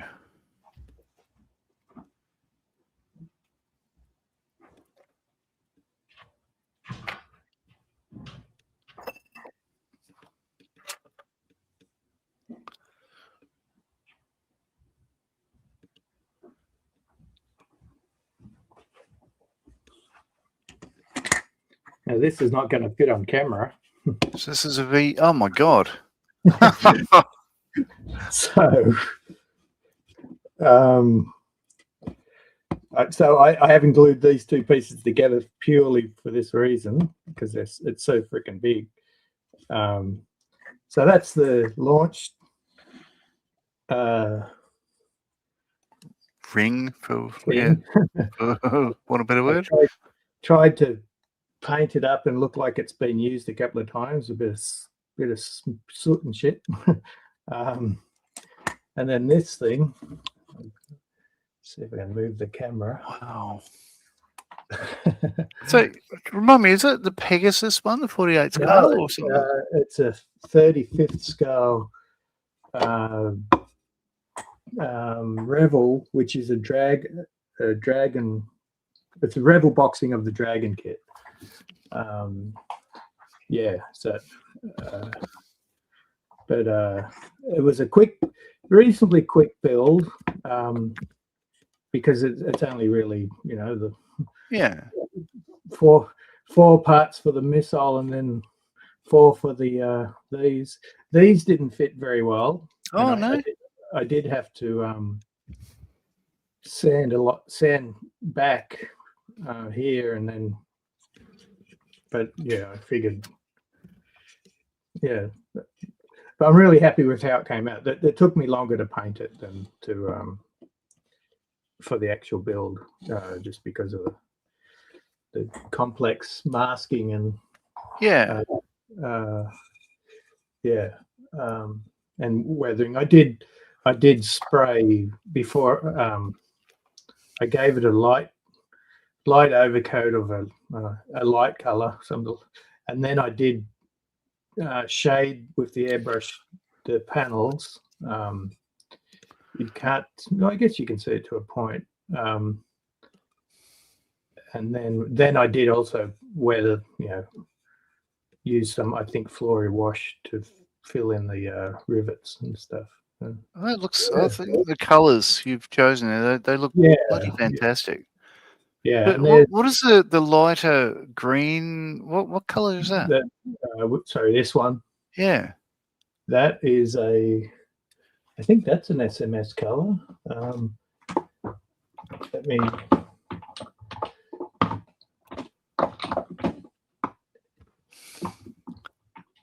It is an RLM color. Yeah, but sorry, I can't remember. It's an RLM dark yellow or some sort of Yeah, they're all. Hey, g'day. Greetings to Police Constable Pan Am. Hello. Hello. How are you, Hello. mate? I'm doing very well, thank you. Thank you for having me in. Ian, nice to see you. Wonderful Yeah, rocket you have there. thanks. Or if it was Von Braun, would he get upset? It is not a rocket, it is a missile. Yeah. Hello, Paul. And hello to everyone out there in Chatland. So seems like Mikey had something come up sudden, huh? Yeah. Well, I hope everything's okay. Just a family thing, but you know. Yeah, I hope everything's all right. We're cheering for you. As so say we all. But you know, all I can say is, like, I was really looking forward to continuing the Austin Armour car, because we didn't do it last week because of other reasons. So I've really That's right. I forgot. That's right. 2 weeks off. Tuesday now with no armored car. So you guys are kind of like in limbo with that. Oh, I'm itching to keep going with it because it's a lovely build. Yeah, it certainly looks like it. I mean, it does encourage me as far as mini art kits go to get one. Mini art kit, right? It is a mini art kit. Okay, yeah. I'm sorry. I get my model companies mixed up sometimes because there's a lot of the same models that are made by various manufacturers. Like, for instance, I thought that was a men kit. Oh yeah. Oh, thank you, Julian. My haircut. Julian's saying, "Nice haircut, Jim." Yeah. Remember, bald is beautiful. Yeah. Oh man. I don't know if I mentioned. I'll mention it again. So I had a haircut. I'll go up. I'll change the camera for a moment. So, as you've probably noticed, I decided to get rid of the beard as well as have a You look 10 years younger. Well, I knocked it back because this is pretty much, as I was saying to the kids, this is pretty much how it looked for most of their lives. So, like, you know, short haircut, Air Force, and you know, no, I was going to say unshaven, but shaven, because, you know, Air Force before they had beards. So it just looked like this my whole life. But I walked in the house and my son's just looking at me going, all right. I said, "What's up?" And he said, "Your hair's noticeably thinner on top now." I went, "Okay." He said, "Yes, I don't think you can any longer achieve the look you think you're going for." I'm just like, oh. Well, what look does he think you were going for? Stud muffin. I don't know. No idea. Well, you're that already, John. You are the wonder down under. It's just wunderkind. GM is saying, "Ian, that Model V2 is about the size of the test rockets we tested for Julian's wheelchair. 4 under the seat, 2 on the back. Wheelchair reach 80 feet up. Julian won't survive, I think." Well, it's, you know, no one who's taken their liver, had their liver taken out by us, has survived. Very cool. All right, I need to go eyes down so I can continue this. I reckon I might actually. I've got 20 minutes left. Yeah, about 20 minutes. I figured I'd come in and pester you for that time. Wouldn't have it any other way. Yeah, well, thank you, mate. I appreciate that. Always nice to know I'm wanted. My father, toward the end of his life, shaved his entire beard off, totally clean shaven, and I had stayed that way in over 30 years at that point, and it was a total surprise to me. I came over one afternoon to see him and stop in like I always did. And, "Dad, what happened?" He said, "Well, I was shaving. I trimmed one side too much. I trimmed the other side even more. So I decided I got to get rid of it all." And he said, "I'm not going to walk around with a white mustache." Oh, fair enough. It's just, you know, I'll do this for a while and then I'll probably get sick of this and just, you know, grow it out. And just, it's not so much grow a beard as, you know, just not shave. If that makes sense, you know. That's me. Yeah, just sort of like, I don't know if I care anymore. I think that's what happens with most men after they turn the age 60 or 65. You say, John, you watch Jon Stewart? Yeah. He's got the old guy beard now too. So it was hilarious last week. Obviously, you saw that photo as Trump, as Jesus. Oh God! But Jon Stewart was no pun intended with that sigh of resignation. Yeah, but Jon Stewart on his thing was just pointing it to the fact that Oh yes, the patient on the bed it looks like looks him. exactly like him. Forehead he's touching. Yeah, it's It was, me. it was great Oh, television. Yeah. I have to try and find that. Yes, Julian. I always wanted number 9, according to the FBI. Thank you so much. Yes, the love is just coming through the airwaves. I can feel it. Yes. In America. Which, to tell you the truth, I America. live in this crazy ass country. Not much of it going around. Oh, just you know. If you, But I can show you guys what I've been doing. I did get back to the model bench this past weekend and got some. Oh, please show us. I'll just bring over what I've been doing. It's not much. Won't be a minute. Be right back. Righto. In fact, while we're waiting, I'll put Jim on big screen so we can just case his house and just work out where everything is, get the lay of the land.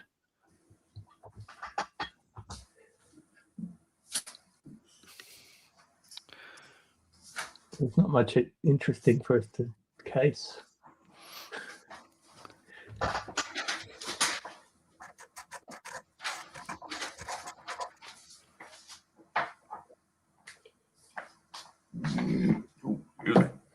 Okay, folks, I'm back. Oh, I'm in big screen. All right. Yeah. Okay. So this past week, I think I posted it in Shoot the Breeze on Discord. My dog hurt his back right leg badly, tore some knee ligaments. How? Well, he's running and he's been jumping in and out of my car for almost 8 years now.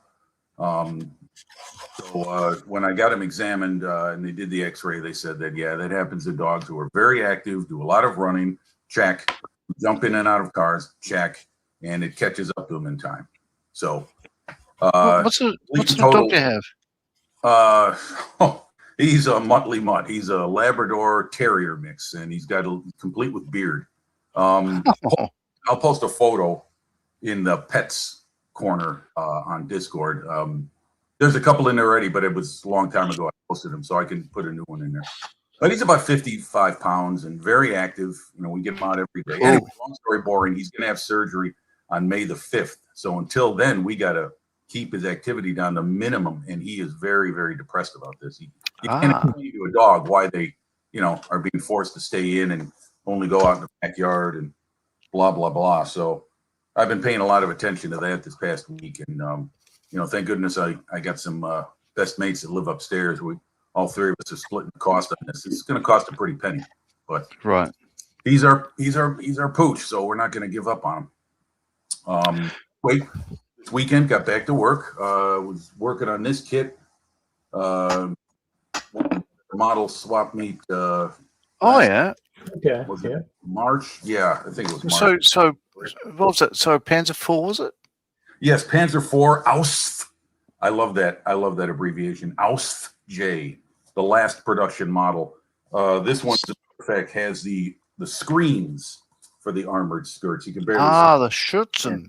Yeah, the Schürzen is now in screen form, and this is one of those. This is one of the Dragon kits I love on from them. This is what they call a smart kit. It comes with all kinds of bells and whistles, all kinds of neat stuff, and they're great models. This is, I think, Dragon when they were at their peak, in my opinion, for modeling. And I've got a lot of their model kits in my stash.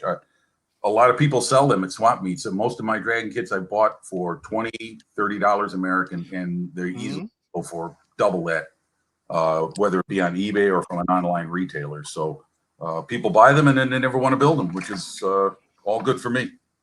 Anyway, this is what I got going so far. I've got the lower hull more or less put together. The fenders or shields or whatever you want to call them are just fitted in place. They fit very well. Here's the upper hull, which was a lot of pieces that had to go together. Looks like it's going to fit very well. So that's one thing I got going. Right. I was messing with that Saturday night. And let's see if I can get this thing to fit. Yeah, it fits pretty good, right in place like it's supposed to. Then again, you know, this is test fitting. As we all know as modelers, the proof is in the pudding when you actually put glue to plastic. That's when suddenly it doesn't fit so easy. So anyhow, yeah, That's how she looks. Yep. This is incoming. This is not recorded, folks. This is live television right before you guys. So anyhow, that's basically how it's going to look. All right. So there's that one. Very good. This is still the 48 and 48 project. This is okay. this This is the very old, very antique kit, the Otaki T-100. There wasn't even an Allied code name for this airplane. Story goes that the Allies didn't know this plane existed. They misidentified it in air combat over Japan as either a T-61 Tony or a T-84 Frank. Those names were Allied code names for the aircraft. So anyway, I got the aluminum painted all over. I got the flying surfaces on Japanese aircraft were painted some kind of light gray, so I just chose typical Japanese Army gray. All the control surfaces, all the fabric covered surfaces, I should say, were painted like. And I got the fuselage, I had a little white there. There's a little white identification band for it. So that's in progress. I got the color for it. Where is it? In fact, hold on a minute. I'll be right back. I'll show you the airplane. I'm going to paint it. So Julian's asking, it's 48 and 48 weeks, Jim? Yeah, yes. You know what, Julian? I thought this would be better than than last year's. We're taking 48 and 5 weeks, but I got it done. This is dragging on, and now we're what is it? Today's the 23rd, 24th. Can't remember. What is today? 21st, where I am. 21st. Okay, thank you. 21st. Thank you very much. Anyway, yeah, this is taking a lot longer than I thought. Just been dragging my rear end, and like I said, this past week I wasn't even at the bench at all. But anyway, the scheme I'm going to do is this on the box. Okay. So it's according to Osprey. I have a book about these aircraft in action from Osprey Publications, which is a treasure trove of reference for modelers as well as historians. They were painted not dark green on top, but olive brown, an olive brown. Oh, okay. So the only thing I could come close to in my paint inventory is this color here. It's a British armor, World War II British armor color called khaki green. Oh, yeah.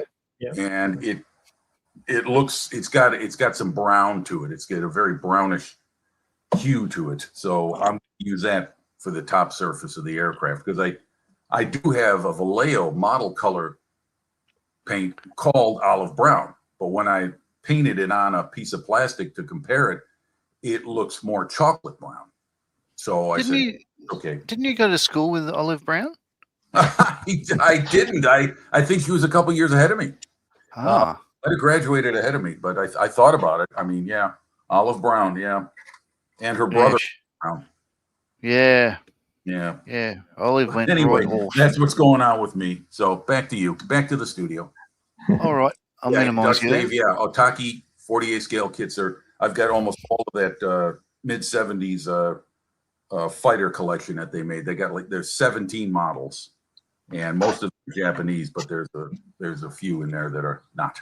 So the Spitfire came with Aussie markings. Yep, Spitfire, Messerschmitt 109G, Hellcat, Mustang, Thunderbolt, Corsair, Focke-Wulf 190, and I think the rest are Japanese, including the trainer. They got one of those biplane trainers.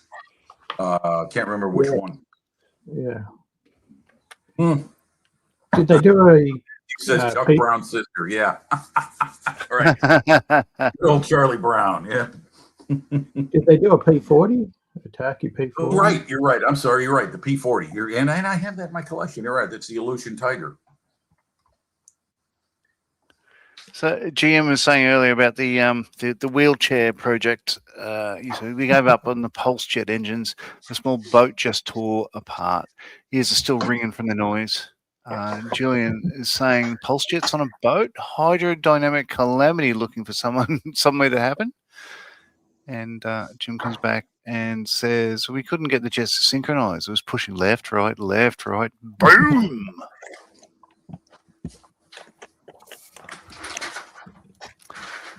All right. So I'm in two minds about painting this easy line when I'm done, because it's all brown.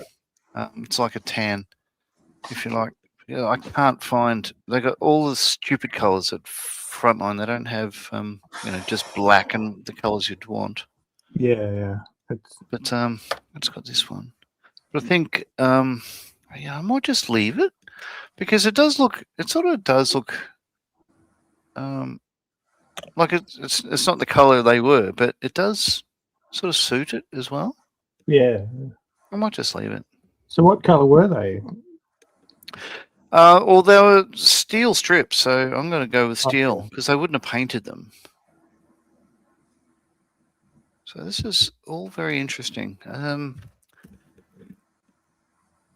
Oh, I have to remember where this goes.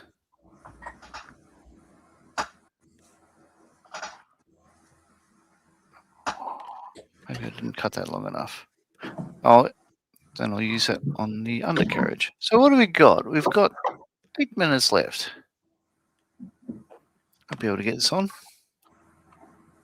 That's a bloody big cup of joe you got there, Jim.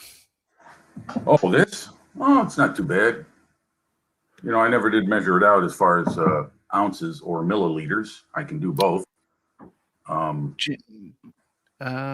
Dutch Dave, next airplane model will be the fine molds footy scale Babs in Army camouflage. So what's Babs? I'll show you. I'll be right back. Please. Oh, and GM's going to send to me the footage of our pulse jet boat before we blew it up. Oh yeah, yeah. That was quite an adventure. Santa Claus takes to the water with a jet-powered flat-bottom boat. There you go. That's the kit, John. Okay. Oh, it's actually literally a Babs. Yeah, that is. Right. It's those Allied code names were female names for bombers, male names for fighters. So that's why you had names like the Zeke and the Frank and the Pete and the Dave and the Glenn, blah blah blah blah blah. And for the bombers, they were the lady, Betty, Nell, Dinah, Sally, Helen, all that stuff. I remember reading about that for a long time ago. So this is a great kit, this fine molds model. I bought it off my best mate. He's got a large collection of models that he's selling off, and he said, anything you want up here, just let me know, and you can have it as long as I'm not planning on building it. And he's selling off the rest. So he's got a bunch of fine molds kits, and those guys are really good. I heard they were a group of guys that used to work for Hasegawa and decided to form their own company. I don't know if that's true, but that's what I've heard. Sounds right, doesn't it? Yeah. Well, this kit is really nice. It's very well made. A friend of mine built it a couple years back. He said it's really a well-made kit, well engineered, well designed, so it goes together with minimal fuss. So earlier on, I think kits I built. Just had a thought. So Jim asked earlier on if I was using I think it was Jim. No. Somebody was asking, like, am I following the instructions for the rigging of this aircraft? What I found is there's a number of errors in it. Not many, but enough. So there's a couple, like the ones I'll show you. There we go. So this is the rigging diagram they have, and what I was looking for was the ones that go from the interplane strut there down towards the fuselage. Where do they terminate? It's showing them here going to the cabane struts. I knew that wasn't right. But I wasn't sure where they terminated. So then I looked up the wingnut wings instructions for the same aircraft on a larger scale, and that wasn't clear enough either. The only way I found out where they went is I pulled up a photo of the actual aircraft and at Scone when I dropped in there last year, and so I attached them where they go, and it looks right to me now. So.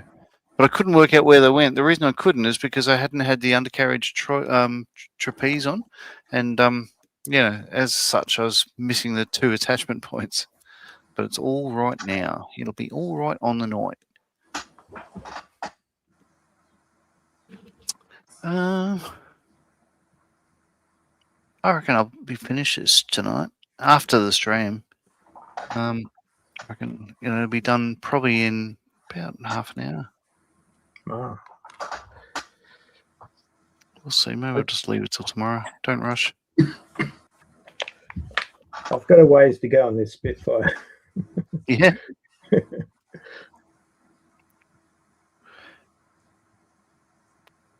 Yeah, why did Robbo want to sell it? Is he already made one, or? I think he just didn't want to. He knew he wasn't going to finish it, so yeah, I don't know. Yeah, he sells. You know what he's like. He sells a lot of these kits. He buys them and then changes his mind. He must have a crazy large stash. Yeah, he's done this. He's done that. I've known him now. It's scary, but I've known him now over 40 years. Really? Yeah, because I think Darren Moddy from the club, he met him at one of the toy shops in Raymond Terrace when we were still in high school. The toy shop was the only place that sold model kits, and they did have a decent selection. And so we've just kind of known him since we were teenagers, and I'm 58 now. No, I'm 59 now. Fuck. So over 40 years. It's scary. Yeah.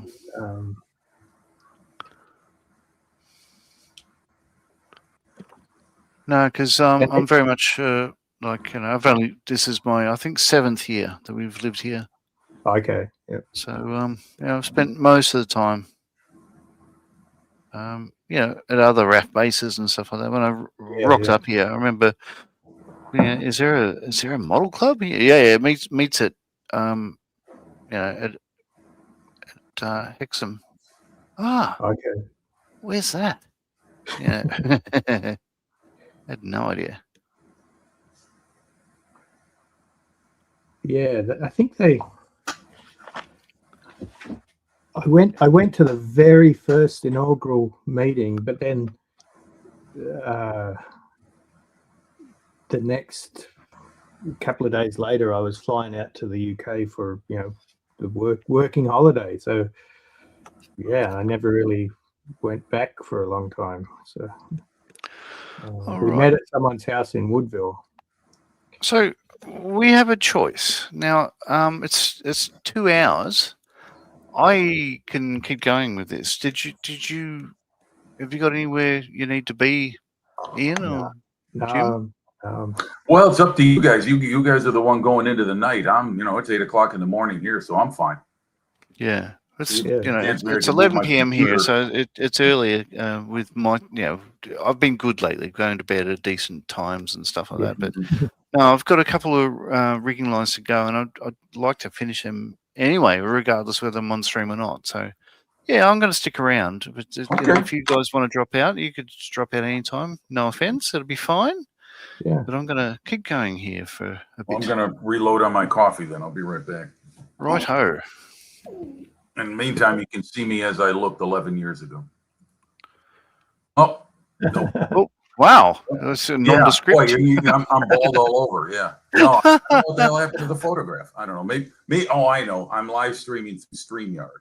Yes. Through the Discord channel. I couldn't find your link, and I didn't want to post it again, so I just went to Discord, and it's posted in there, and that's how I got on there. Oh, okay.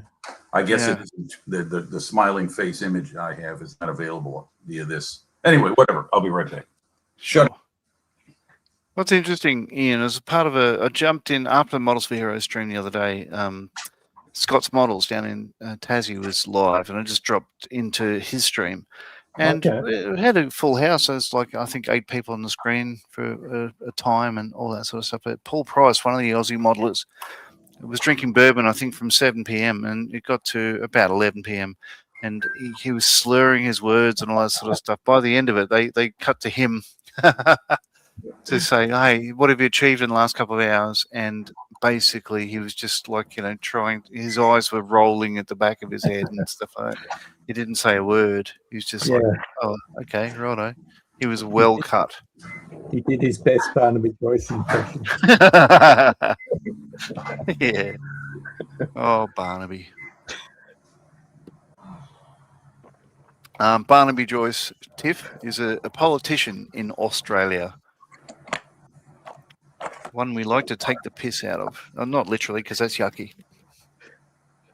Well, he's I don't know. I saw footage of him recently, and he looked like he was pretty cut, like doing an interview, and he was pink as that plane that you just showed us. Yeah.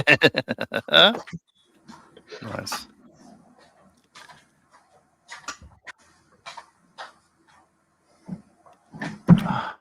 So there we go. I'm just looking at the chat again.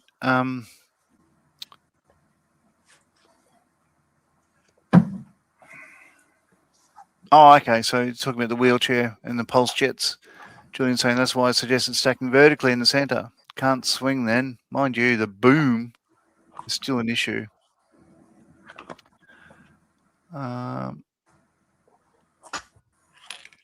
Jim Aldergut, whoever the hell that is. I don't know. You got to check that guy. You might have to ban him.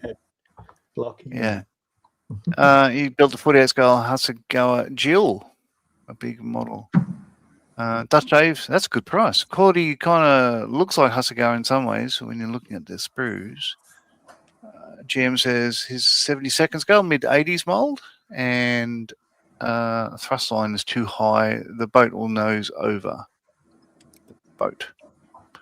But it's not really a boat. Like we're planning to send it to the bottom of the pool, aren't we? Well, at least last time I checked. So it'll be like a rocket-powered submersible drone sort of unit. What's going on there?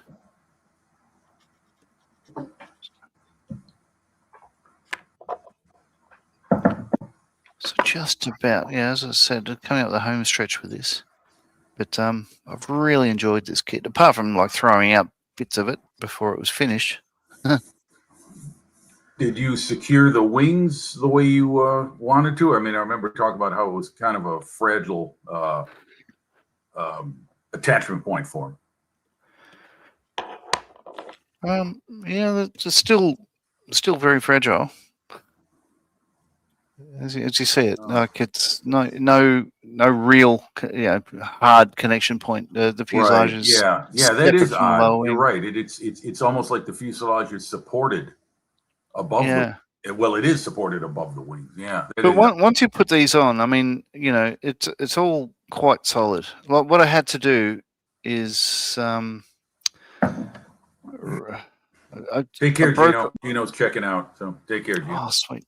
Well, the Cabane struts were just like a couple of thou too short, so the wing was sort of wobbling. So what I did is break them off the fuselage and then reattach them, push them into the wing, and then swing them onto the fuselage, and that sort of fixed that issue. So now it's all solid as I can wobble it and it doesn't go anywhere at all. But God, looking at it now, I mean, because it's just about done. There's literally ropes and rigging everywhere, and it just really sets it off. I think it's awesome. So a couple more, and then job's done. I hear you. Yeah, I hear you, Joe. So Joe saying, "Darn, Jim, I'm dying. You're chugging that coffee, and I'm having another blood test later this morning. I was told no coffee by the office." That's right. Yeah, I whenever I did my blood draws, Joe, I always did them early in the morning. I got there when they opened at 7 o'clock, so I could get through that, and then I'd head right to the nearest Dunkin' Donuts, wherever else they sold good coffee, and I'd get myself a cup of Joe. Okay, so I've heard that they've renamed Dunkin' Donuts into just Dunkin' now.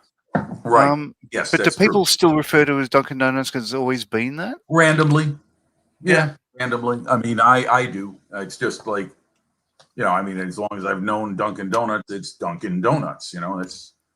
I mean, what they are today is nothing like what they used to be. It used to be just a little donut shop, just a little joint with a little like a little diner kind of set up. You go in there, you'd either order your get your box of donuts to go, or you'd sit down, have a coffee and a donut. And the coffee was really a side thing. It didn't become this sought after beverage until I'd say the last 30 years or so. But before that, they've been around a long time.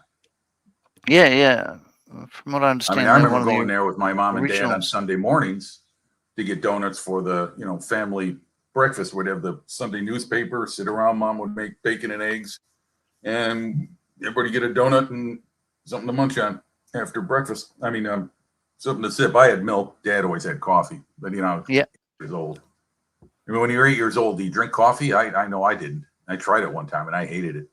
Oh, yeah, it's a very bitter drink. I mean, it does. I think everyone has to try to like it. It's not like Coca-Cola you drink and go, oh, yeah, I'll have that for the rest of my life. Like, I think it's an acquired taste. You have to work at it to definitely like it. And the reason I turned to it was to get away from soda pop because I was drinking too much of that. Yeah. And now I drink too much coffee. So I got to trim back on that too.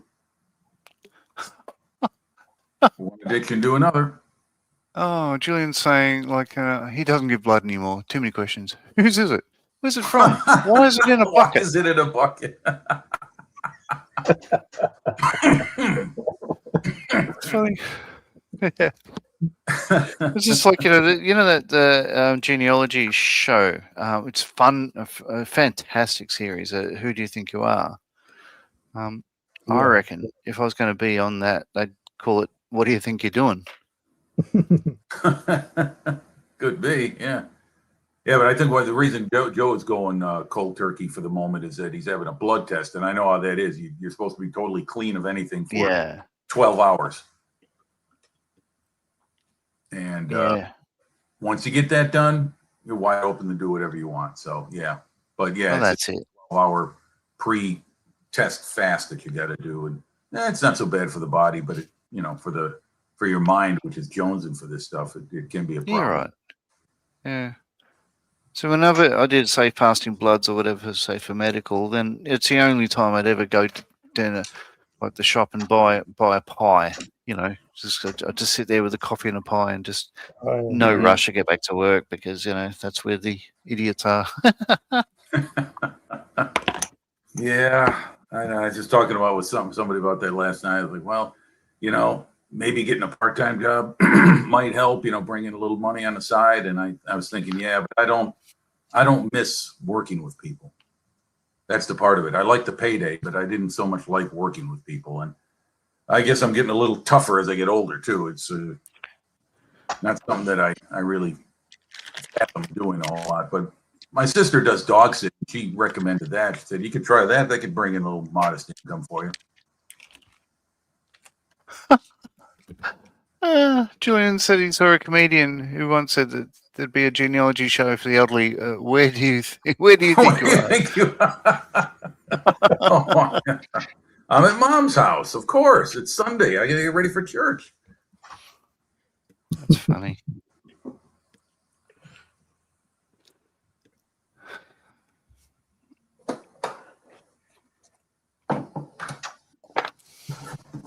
Okay.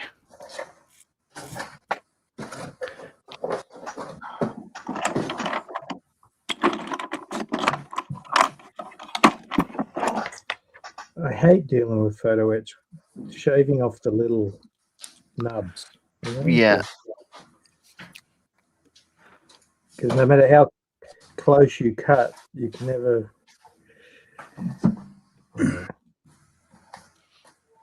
Hey, house. Good morning or good evening to you, Scott. How's things in Tassie?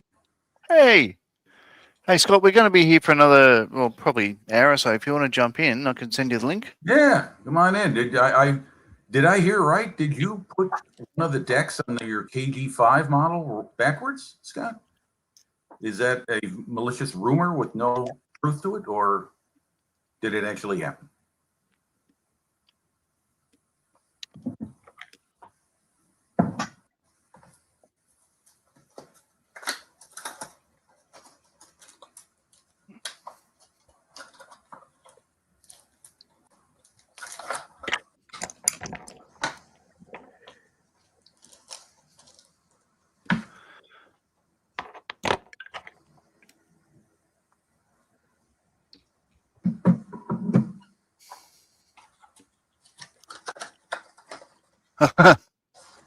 That's a yes. No, I'm not saying. Okay. Yeah, no comment usually means yeah, it happened, but I'm not telling anyone. Okay. Hey, it happens. Welcome to modeling.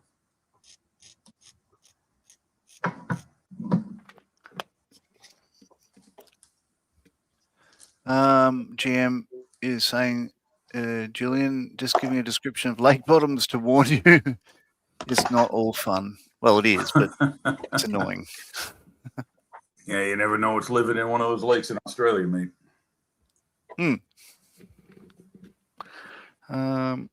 Right. So last couple.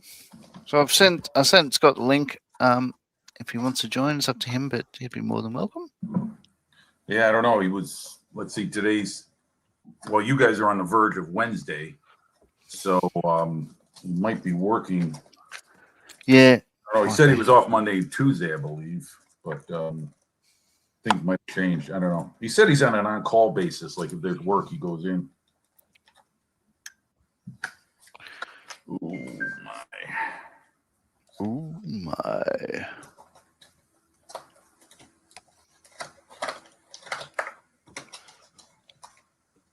Ooh. Hey, here he is.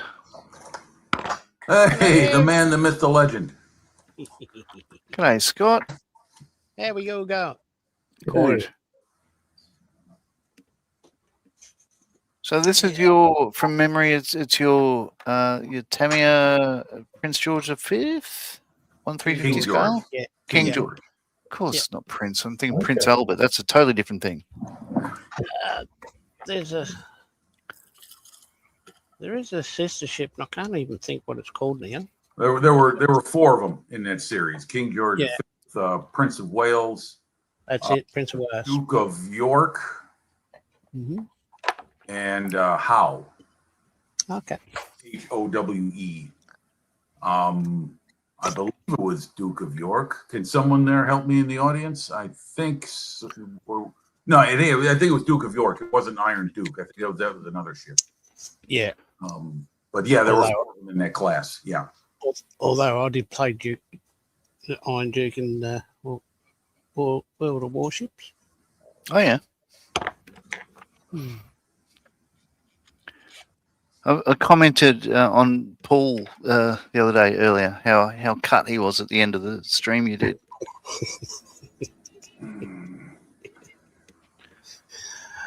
He drifted. Yeah. He drifted asleep. It was well sourced.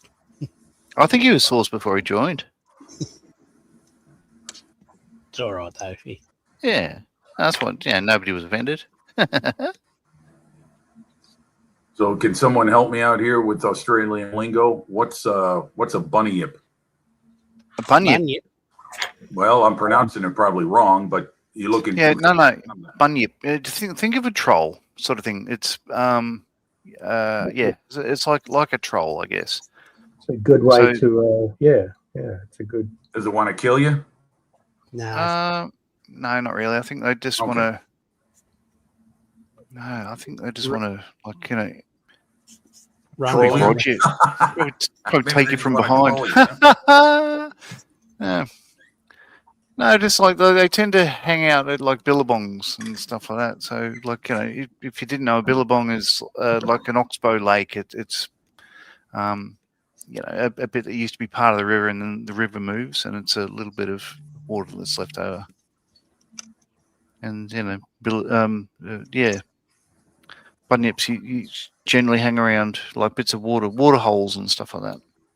I heard they generally hang out at the gallows. At the gallows. Gallows. Oh, Joshy's in as Attempted well. bad humor. Evening, John. Gents on panel, folks in chat. Now, Hey, if you Joshy. if you wanted to send the link to Joshy, Scott, please feel free. Oh, I can. Do you want to join us, Josh? Or would you like to join us? I just don't have his details, but well, I could put in the link here. In fact, if anybody wants to join, It's in the YouTube You know, channel. guys, I'm gonna Yeah, go off camera for a moment. I'm gonna get my computer over to my model. If you guys working on stuff has got me motivated to do it now. So be right back. yeah, All it's in the link there, Josh. If you wanted to join, but no pressure. Yeah, isn't it funny that Jim's avatar looks like Jim? It does, yeah.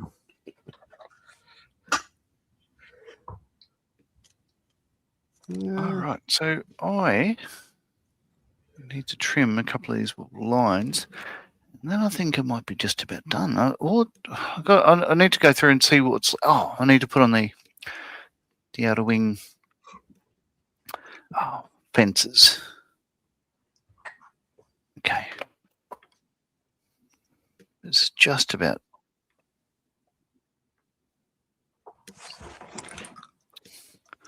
So far, so good.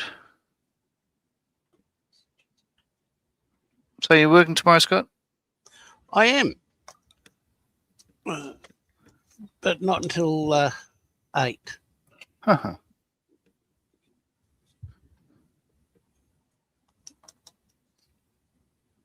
I'll probably stay for about an hour and I'll wander off. Yeah, sure. Well, the plan was that this is a 2-hour stream, but I figured I'm still enjoying this. I'm going to keep going, and I'll knock this off in say 40 minutes. Mm-hmm. But if anybody feels a need to leave or whatever, please, you do you. I'd only go and watch old episodes of The Bill. Oh yeah, bloody good show that. So you can watch them all on YouTube, like from series 1, and they're gradually uploading them. And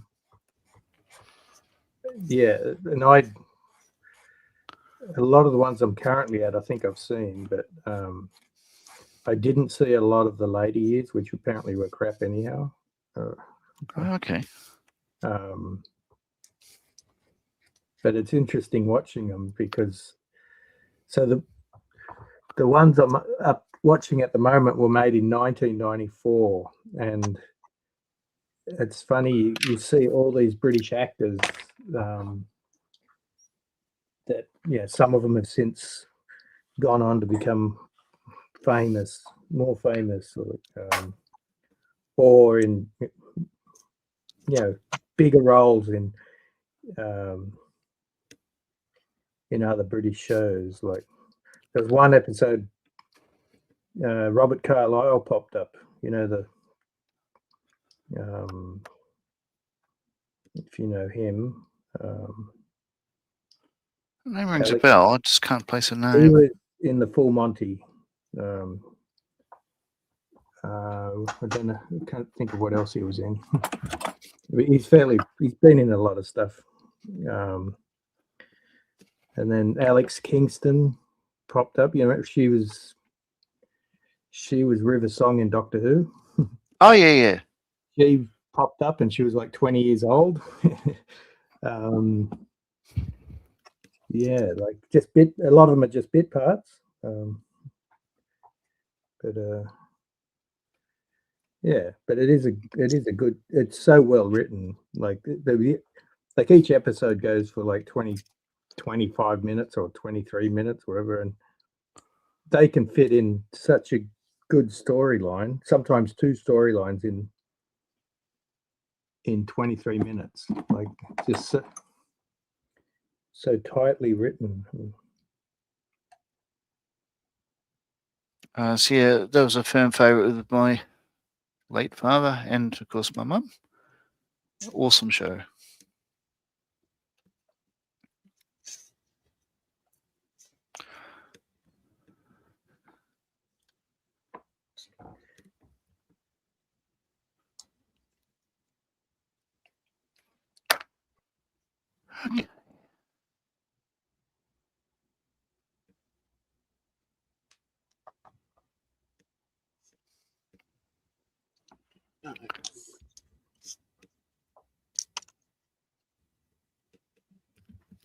Sorry, look up at the chat for a sec. Oh,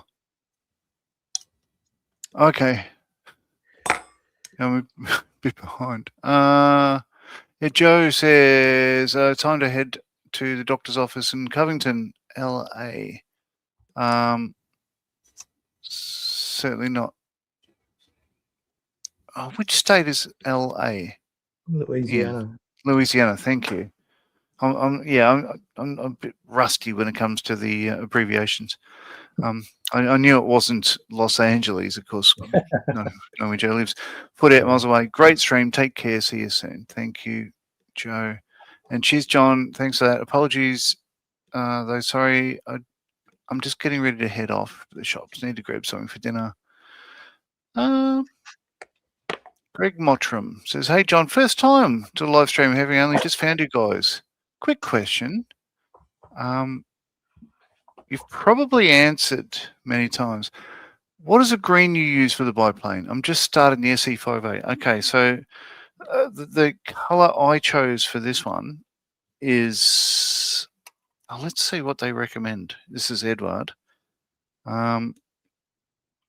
Olive drab. They're saying H78 or C38, which is Guns, Mr. Hobby, all that stuff. So the one I actually used is, let's see if it's correct. Yeah, C38. So olive drab 2, Mr. Color. So the last couple of biplanes I've built, I've tried different shades of green and stuff like that. But yeah, to my eye, I think it's a good. It looks right, So I'm quite. This isn't easy to find. Certainly, if you're in the States, you probably won't find this at all.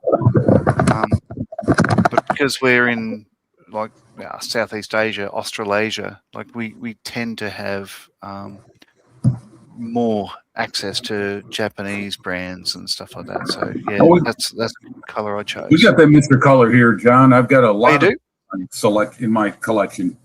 Very good. Story. You could say I collect paints the way I buy them, but no, Mr. Color is the lacquer line of Mr. Hobby paints. You've got the aqueous, and you've got which is, I believe, Mr. Hobby aqueous. Then you've got Mr. Color, which is the lacquer version of Mr. Hobby paints. It's all too many misters. So yeah, one's an acrylic lacquer and one's something or other. And just an acrylic. It's an acrylic, but from what I've heard, it's a very good one. I actually have a couple in my collection. There I go saying that word again. So they're the two. So one's a Mr. Color and the other one is a Mr.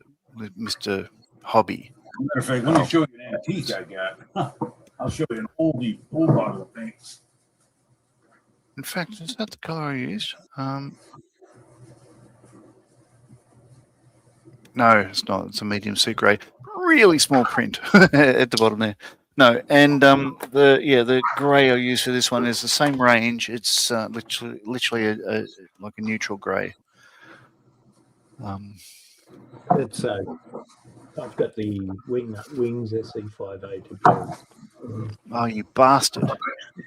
It's one of those ones that it's like, oh God, do I build it or do I? There you go, guys. This is the Mr. Color, just like you had, John. Yeah. Right. Yeah. And then you've got the. This is the old stuff. This is. Yeah. I've had this bottle paint for like 20, almost 25 years. That's the original Mr. Hobby or Gunzo saying, aqueous hobby color. And then here's how they bottle it today. Yeah. Now, from what I heard, this is supposed to be very good. Oh, they're great. Yeah. It's very tough. It's resilient. With their The aqueous ones are, I've got bottles that, 25, 30 years old. And I went to use a color a couple of years ago and it had dried up. And I really wanted to use it. I wanted the color. And I thought, I'm going to try it. I added some lacquer to it and it reconstituted. Oh, really? Like you added lacquer thinner to it, Ian? I added, I think, probably Digger's lacquer, like the cheap, Okay. cheap lacquer thinner.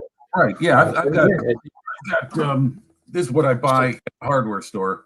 I use this in my airbrush and using to clean the brushes in when I use lacquer paint on a brush. Yes. But I use Mr. Hobby leveling thinner for thinning all my lacquer-based paints.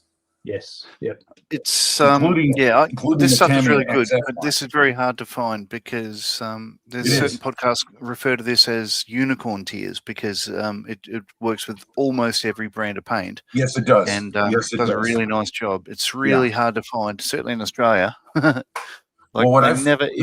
they have it in say our local stop Frontline, it's only there for about 20 minutes and somebody's bought the whole lot, I think. Right. Yeah.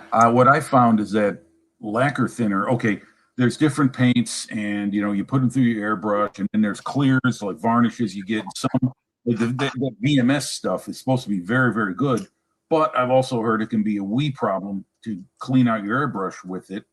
I mean, after using it, some people experience that where it's it's so difficult to get out. So I found that lacquer thinner is like gasoline. It will clean. Oh yeah.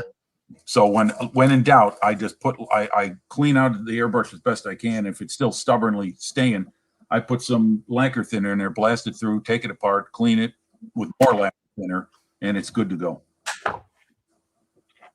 Okay. So Jim is saying, Mr. Hobby, accurate colors. Tamiya has suspect on some colors. Yeah, well, you got to mix their colors to get with some of the stuff they recommend in their hobby. My view on Tamiya is it's wonderful paint, but it's odd that they're famously the smallest range of paint colors on the market. And people still only use them. But if you want to mix paint, go for it. I tend to. Well, if Ed would recommend a color, I tend to go for it. What I have done in the past for these biplanes is look at the wingnut wings instructions and go and follow them because they do the research and everything else. And that's true. I used them and did because back then this is before say BS colors are British standard and the FS certainly and all those sort of colors. They called them PC, which I think is just paint code. PC10, PC12, PC11. So I had done one of the camels in I think it was a PC10, which is more of a brown than the green. Mm-hmm. It's good, but I don't like the look of it. As a camel, I think I prefer the olive drab ones. But I've got another camel in the stash, and that'll be back to it. Joshy B is saying he can always get food later. Let me set up my laptop and he'll join if that's okay. The link's still in chat. Yeah, so you're more than welcome, as I say. And GM is saying, Ian, I've seen Mr. Hobby rejuvenate fluid for dry lacquers. Yeah, I wouldn't doubt it. Yeah. The lacquer thinner that I have, this hardware store stuff, is actually not bad. I've used it in emergencies to thin lacquer paint, hobby paint, and it's not too bad. It even says on the label, improved flow and leveling, helps resist blushing. I don't know what that means. Really? I don't know what whatever that is. Painting, but nonetheless, I've had to use it, and it's as long as you don't use too much of it. It's just that hardware store thinners are meant for heavy duty jobs, so they're hotter. They're more.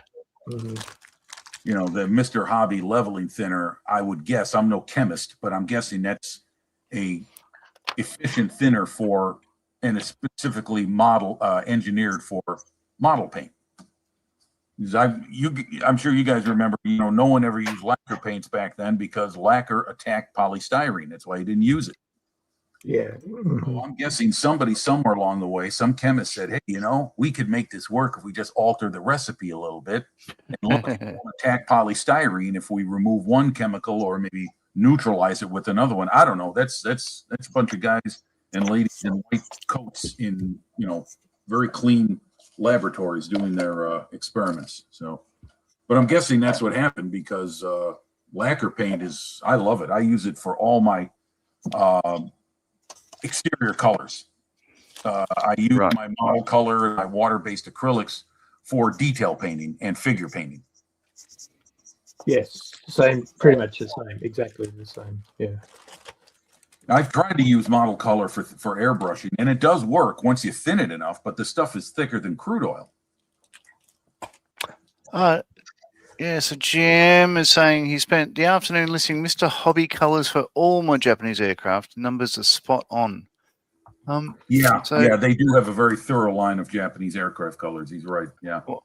Yeah, and being a Japanese brand, so I've got a mate. I don't know if you know him. Do you know Beast, Ian?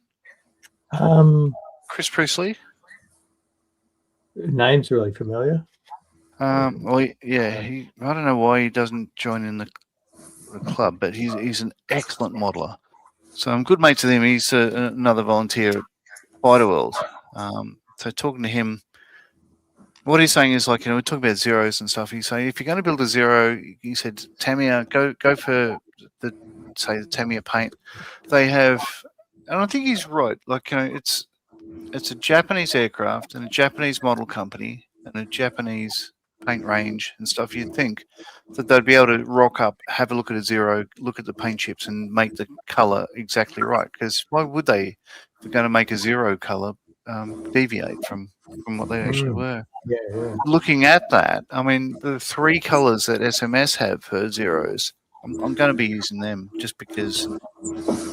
Again, I just really like the colors. Just look right to me, to my eye. Yeah. Just use what you're happy with. Well, that's what matters most. Yeah, but of course, I do use primarily SMS because it's easy to obtain where I am, but it is double the price of the other paints. But the bottles are double the size as well. So yeah, it's a 30 ml bottle, right? SMS, I think it is. But it sprays so well. It sprays great right out of the bottle. You don't need to thin it. Yeah, exactly. I haven't found the need to thin it. That and Outlaw paint both go, as I say, from bottle to model. Very well. Yeah, I'm not sure. I can't if it's labeled on it. I've obscured it with paint. I can't see what size it is, but probably. It's very good. Yes, 30 mil. Oh, and Mr. Poppy said, nice spending time with y'all. Nighty night. So yeah. Okay, take care, Paul. Good night, Walter. Good to have you. Okay. So last bits. I've got 2 pieces left to glue on this, I think, and then I'll be sort of stretching for what else to add. Oh no! Keep on thinking. I need to do these bits. These are near the wingtips. These brackets there that to stop the wing bumping on the ground or the wing breaking if they touch the ground. I'll put them on. But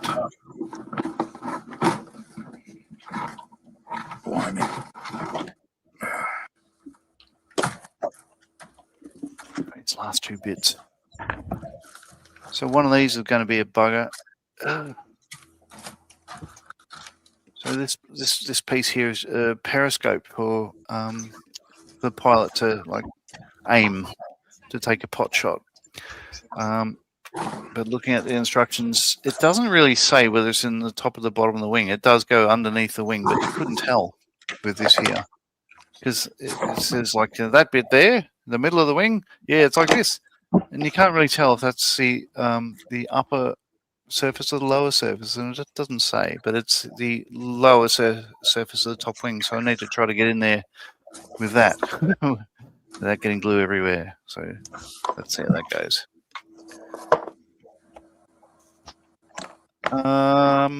Dust Shave says, when using Mr. Surfacer as a base coat, it's less aggressive on the plastic. Right. It's a perfect.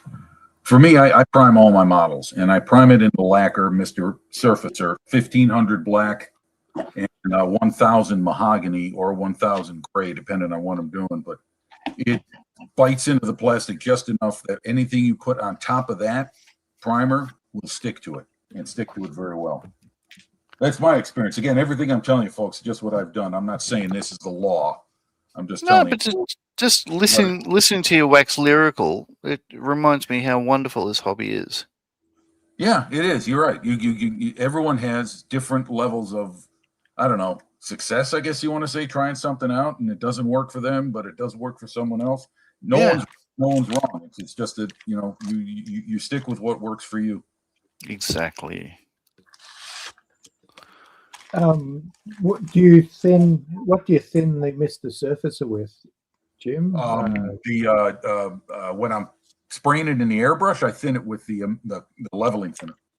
Okay. Oh, I'm sorry, I'm ignoring Josh. Hello, welcome. You're all right, dude. That's all good. Joshy, hello, mate. Hey, Jen. Okay. Hey. So some people on the stream may not be familiar with Joshy B. If you don't mind, show us the thing you were working on, the big project, because this blew my mind. So there's 3 of us that have done this. It's a 3D print from Blackforge Games, and it's a Viking. I need to assemble it. Currently, I'm working on the base for it. So that'll go in there, and then all of this round here will be weathered to look like that. So this bit's done. Currently working on the logo at the back. That's come out really well. Oh, nice. Yeah. Thank you. Oh, wow. You painted all of that? I'm just at the moment highlighting the edge of the flame because I'm going to run some yellow contrast up on it so it makes it a bit different. But then I do the quick assembly. He doesn't have a piece in there because it takes ages to assemble it when it's set, but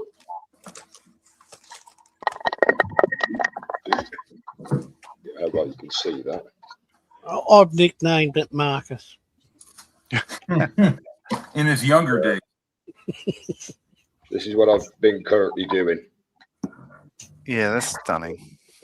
First ever 3D printed bust I've ever painted, and I've broken all my own rules and just gone and tried everything I've never done before. Like, I had my first ever go at non-metallic metal on the axe. If I should,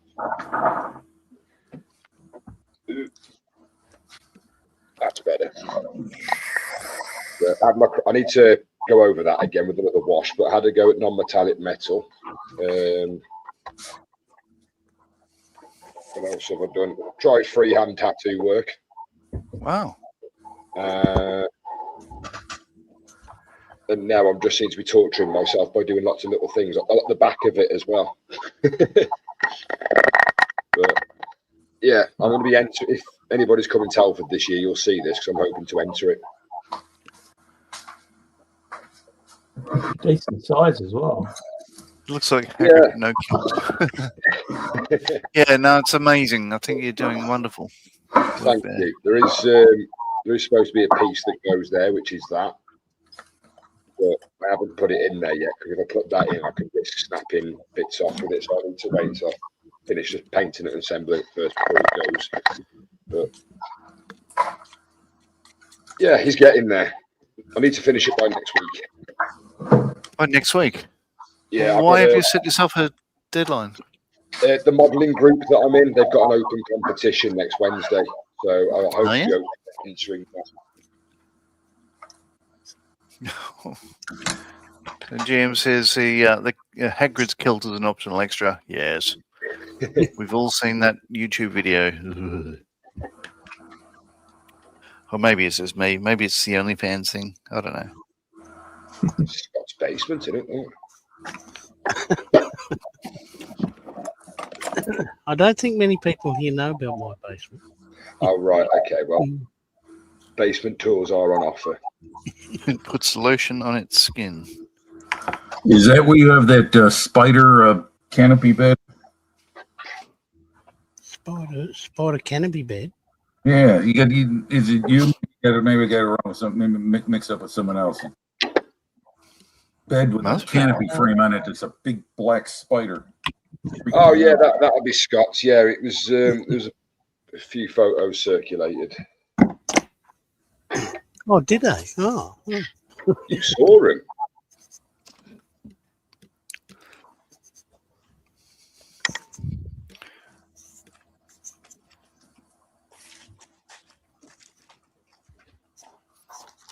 Oh, I'm not going to get this in there. No, Let's try from the other direction.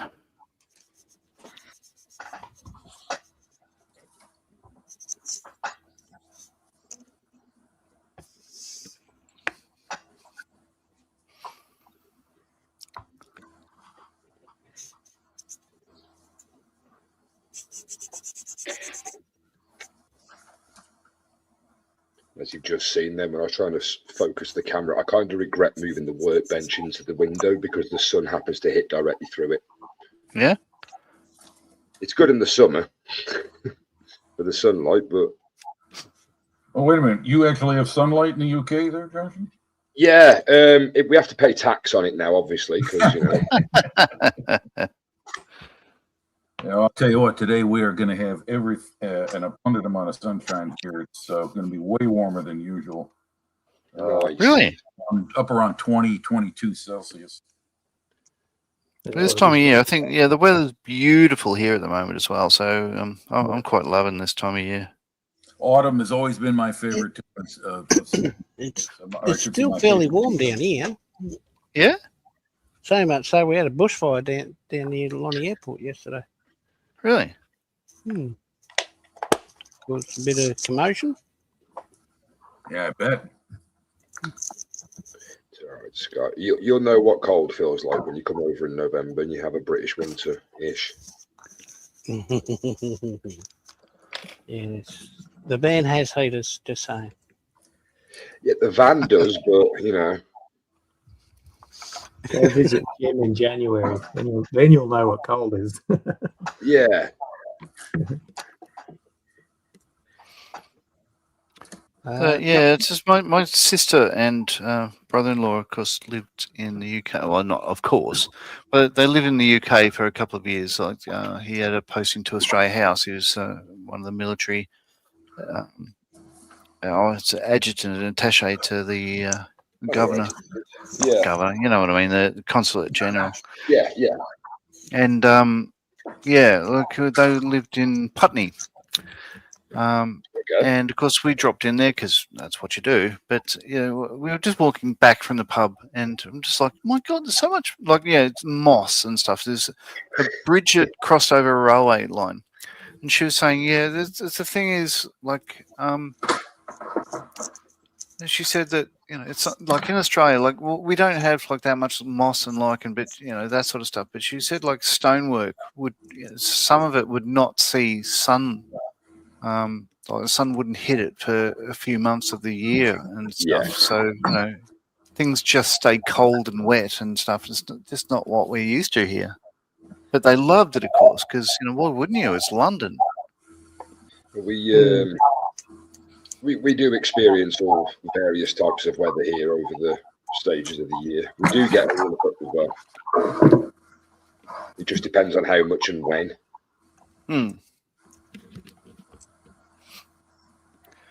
No, I do love, you know, the UK. Bron. Bron. My wife and I and twin brother, we've been there. I think I've been there 4 times now. The last, say, 7 years, I think. I think that's how long I've planned on trying to get out this country.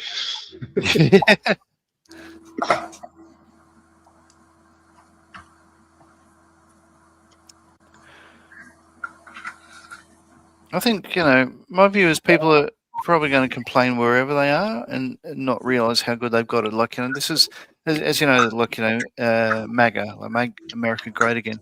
My view Yeah. is, and Jim, I think would have to agree that America is still great. It's a lot of people want to be American and live there and visit there and be part of it and everything else. Like it's Yeah. not like the good old days, because even if you think back to the good old days, what are the good old days? Because you'd have abject poverty and everything else. Like there's always a negative to any sort of period that people would rather Yeah, be in. totally. Like, it's like you say, you are right. People will sort of moan about wherever they are. The only thing that I always find it funny about over here is that people moan about the weather. Like, Okay. there's nothing you can change about that. Like, absolutely nothing. My sister's one of the in the summer when it's hot, she's like, "Oh, it's too hot, it's too warm. I wish it was a bit cooler." But then the winter comes, and she's like, "Oh, it's too cold. I wish it was hot. I wish it was the summer again." But, I think it's one of those. I live where I live. I'm 10 minutes down the road from a National Heritage, World Heritage site. Ironbridge. Yeah, and to walk where I live, especially to walk up 10 minutes down the road, you think, "Oh yeah, this place is beautiful," but then you come and walk literally 10 minutes up the road, and you go, "Blimey!" So this is what England hides. Yeah, I think everybody's got that, Joshy. Yeah. No, England's a beautiful country. It's just obviously the same with everything else that goes, rules and regulations and certain things. But Yep, definitely. Yeah.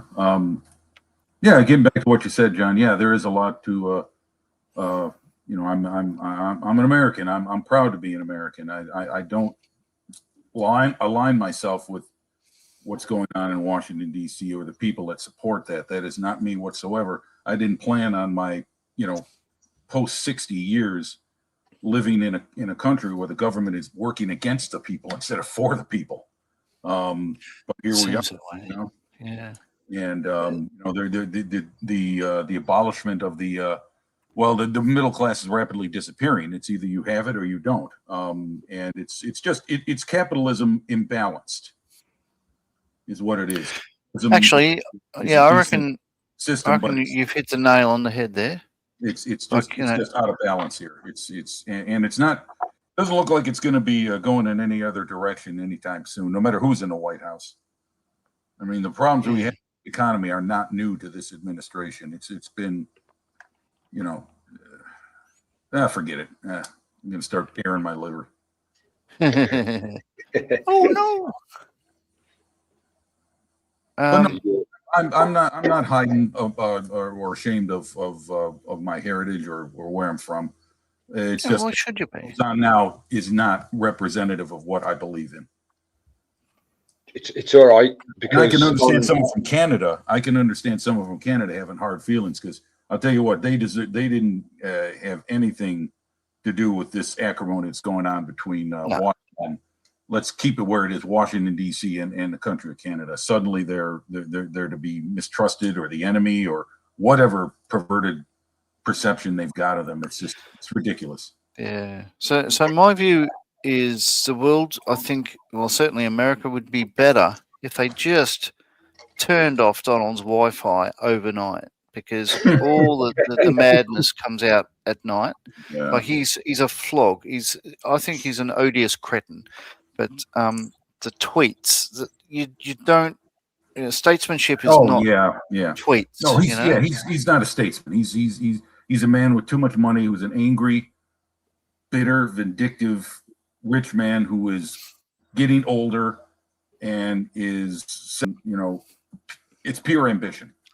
I think the man's a piece of shit. But the trouble is once he's gone, it will take at least 4 years to get it back on track. John, I'm more concerned. But then people can be complaining that the government hasn't done enough for them, because nothing is. It's not good for anyone. Like it's there are. I mean, we, as you know, like my view is like I worked on the F-35. It's good for the mega billionaires, John. They were all lined up on Inauguration Day, right there to pay the Godfather. But yeah, unlike any other military aircraft or whatever, the F-35 is very much like we rely totally on the mothership. Let's say the hive mind and what do you call it, Skynet and stuff like that. And the problem is that has become unpredictable. We cannot guarantee that if we do say a military operation in Australia's interests, America may just literally stop our aircraft flying and stuff like that. And that's I think something that we did not sign up for. I think the greatest thing Trump ever did was appear in Home Alone 2. Well, I haven't seen that, but I just don't. I see enough of the guy without seeking him out on the TV screen. Yeah. Well, Julian's got a good point there in the comment. Yeah, I think MAGA, again, it's an insult implying it wasn't great before the tendering turned up. You're right. This is my point that, Britain has got so much more than any other country, I think, to be proud of heritage and history and everything else. And you can, I think, no matter where you are, get lost in it's not what it used to be, and it's all eroding and all that sort of stuff like that. But the world's changed and will continue to change. But my view is, don't hate where you are. Just embrace it, love it. The aspects you don't like about it, try to change them. But the rest of it, just enjoy it. So with the UK being patriotic, or that's the word for us that we use. Don't know. Come Thursday, when we have our most patriotic day of the year, which is St George's Day, we actually get fined. We actually get fined if we raise a that's right. That's insane. I don't understand that. 200, well, it'd be a $500 Australia if we were to put a flag up. Yeah, but I don't understand, because it's the same here. If somebody if somebody has an Australian flag in their front yard, they can be, in certain circles, labelled a racist. Now, my view is the Australian flag is a flag of unity and multiculturalism and all that sort of stuff like that. I don't believe that there's any. We can't. I don't want it any other way.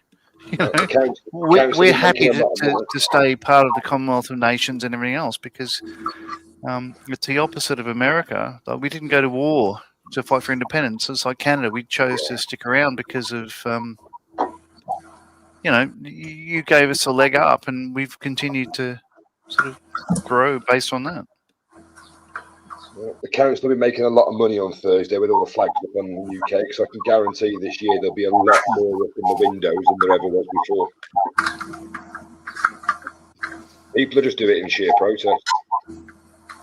Yeah, well, you tell someone they can't do it, they're going to do it, especially something like that where your own country, you can't raise a flag of your nation.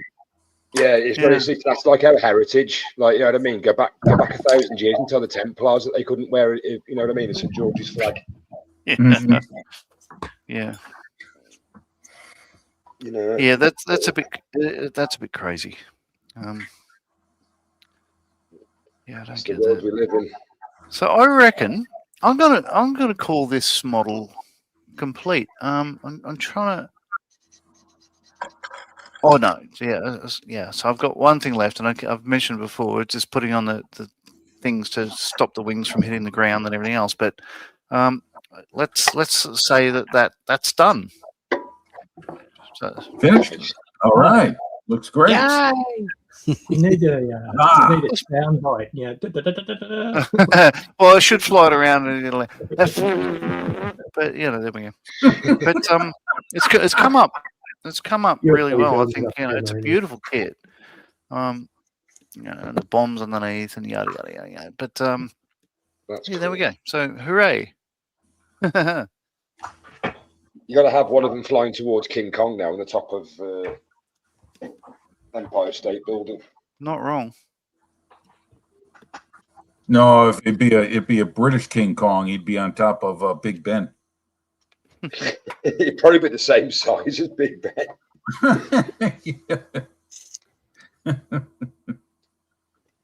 We don't have skylines as incredible as yours do, to be fair. Yeah. So not to be a pedant, but you understand that it's not actually called Big Ben. The tower, the Big Ben is a bell. Yeah. Right. Is the bell? Yes. Yeah. Right. But popularly, that's what it's referred to. I'm not going to correct you because that sounds like I'd be a dick. So shutting up. It's okay. I don't mind. I mean, that's how I learn. You know. Well, I'm going to have to call it here. Myself. Thanks for joining, Scott. No worries. Thanks for letting me on. Hello, everyone. Oh, anytime. So yeah, I don't tend to go live too often, but what I think I'll do is like if Mikey can't have a stream, then I'll certainly do one because I'd be at the bench, you know. Yep. But thank you, Scott. I join your streams more often than most people that watch this stream realise. But it's always fun. It's always good. No worries. You're welcome anytime, mate. Thank you. Goes for you too, Joshy. You're welcome to join anytime. Cheers, Cobber. I know. No worries, mate. All right, guys. Okay, Scott. Take care. Right. Cheers, buddy. See you, dude. Oh, he's a Scott. Everybody should have their own Scott. Every country needs their own Scott. What about the Scots? They have their own Scots. There's a lot of Scots up there, actually. Yeah. A lot of Scots. I like that one. It's quite funny though, because Carl's actually Welsh. Oh, even though he lives in Scotland. fair enough. So we've got 3 minutes left. I reckon we'll knock it on the head in a mo. All right. So let's go around. I've shown you what I've been working on. Let's zoom down to the police constable Pan Am over in. Well, I just went over to my desk for the last few 30 minutes or so. I was looking at what I could do in the Panzer IV, but I decided I'd try a little example of. Well, you probably can't see it too well because of the lighting. Let me see if I can bring that down a little bit. I put some Mr. Surfacer 500 on the inside of these two to practice some texturing. Because I'm thinking about adding cast texture to this vehicle, but it's so nice, I may not. Yeah, right. And also the fact is that this was something that was built late in the war, and I don't know if these things really had a chance to get all nasty and beat up and, thrown about for too long of a period of time. So I might just build this as is and put it all together. But I was just experimenting with this. These are spare parts that come in the kit. Anybody who builds Dragon kits knows you get a lot of sprues in a model. Yes. And some of them have like maybe 2 parts on it you use, and the rest are not used at all. Well, mini art can be like that. Yeah. Yes. So anyway, that's all I've been doing. So on to the next. That's great. Awesome. And jump across to Ian. Yeah, I feel like I've hardly done anything, but I guess, yeah. So I've drilled out most of the holes of the whatever you call it. I've put this piece of photo etch on, just a few details on the back, and then another piece of photo etch on here. It's a little grab handle of some sort. It looks like it sits down in front of the seat. And now I'm putting the decals on the instrument panels. This is, I don't know, you probably can't see it very well, but I can, the big 6. Yeah. So it seems like that's all I've done. It's funny. Like on British aircraft World War II, like those instruments were standardized across most of the aircraft that they had in the fleet. So what they had generally on the instrument panels was like a big square cutout, but those panels themselves were slightly domed on the top to fit into certain airframes. But as far as I'm aware, no one, if they standardized that thing to fit instrument panels, it never actually fitted any instrument panels. You'd think the aircraft designers would go, let's use this and reverse engineer it, but they did not. Yeah. It's sort of funny. So yeah, I'm planning on doing this scheme, the American North Africa scheme. Nice. Nice. Mark Very nice. 9. So what is that? That's an aftermarket. Oh yeah, Montex. Yeah, Montex. Okay. Yeah, yep. So Sweet. I heard you talking earlier about the top. Someone was talking about the top-notch masks. I think I might try and get some of those for this. Then I didn't pay much for the kit, so yeah, they're excellent. I've used them. I didn't use Top Notch for that one, but I've used their camouflage masks. yeah. I've got A and B scheme for 48, but that won't help you there. Yeah. But what's wonderful about them is they're reusable. You know, you can spray a kit and then put them back on the sheet and use it for the next kit. Yep, that's awesome. Yeah. And Joshy, just as we're leaving, I'll just zoom in on you and have a look at that. There, that's looking great. Thank you. So what? All the colours, like you've used a lot of paints on the thing itself. Have you got a go-to brand, or you just use whatever you can get? Currently, that is for the blue. Okay. I've used lots of. Where are they? Used a couple of scale paint, speed paints. Oh yeah. And giant orange. Used a lot of AKs. Cool. I've used a lot of as well. I haven't got a specific brand that I use. I just whatever you can get. Yeah. Good. Yeah, it matches. It looks right. I'll use it. Oh, that's wonderful. All right, thanks everyone for playing. This has been a 3-hour stream just because we could, but it's been great, and I love the conversation and stuff like that. It's always good to do these. There was a question earlier. So Greg Mottram down in Sydney, from what I saw. I'm in Newcastle, by the way. It looks so good, John. Something to aim for. How do I find out when you guys stream? I don't tend to. Oh, so Jim, you're about to say something.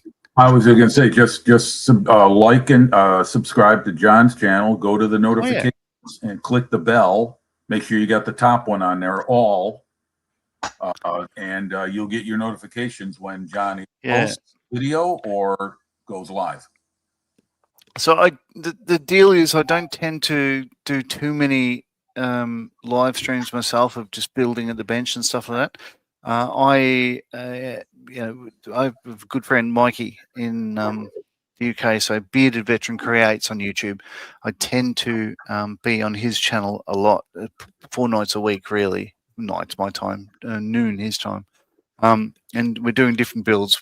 And he couldn't make it tonight. He couldn't do the stream tonight, so I just did an impromptu live. But I'm thinking I'm going to do probably 1 or 2 nights less with Mikey going forwards. Once I finish the current builds and everything else, because I'm enjoying them a lot. But there's got to be a point where I need to sort of slow down that a bit and do more for me. Yeah, it's not a problem. It's just the deal is, I think, I've recently. Oh, it doesn't matter. I won't go into that. But okay. No, you just want to spend more time doing your work. I get it. No worries. Yeah, it is. But you tend to do this. So the Monday streams on the Bearded Veteran tend to be build what you want and do your own thing and whatever. Right. And I have been doing this one for quite a while, but I'll tell you what, now that this has got all the bling on, I love this. This is so good. This is I've really enjoyed this build. Those World War I biplanes look so bloody fragile. I mean, part of learning how to build them is learning how to handle them without breaking something. Yeah, I can't believe I haven't dropped it, and had to start again. The last couple of biplanes, I had to do that. There's the FX Bristol Bulldog. Finished it, put it on the desk, and that night there was a storm and it blew off the desk. And the top wing came off and all the rigging and everything else, so I had to make it twice. But thanks everyone for joining. It's been a lot of fun. But thank you for the invite. Yeah. No, thanks for Josh, your you're call. always welcome. But as I say, look, I don't tend to do that much for my channel. I don't push it enough because the main thing for me, it's not about likes or numbers or viewers or anything at all. Right. Most right. of the YouTube thing I do is there's a charity in the UK that I'm a volunteer for called Models for Heroes, and I've been helping them with their live streams 3 nights a week for the last, say, 4 or 5 years. And you know, it's almost like doing that. You put your face out there, and you become sort of No. known. There you go. I guess Good it's sort word. of like, you know, I found myself like, you know, if people ask, "What are you doing now?" and I'm no longer in defence, I just say, "Well, I'm a reluctant YouTuber," and people just go, "What do you mean?" I just sort of You do it explain for the that enjoyment. I didn't seek this out, you know. I'm doing this because I got the webcam for the Models for Heroes live streams and stuff. But you know, it's just my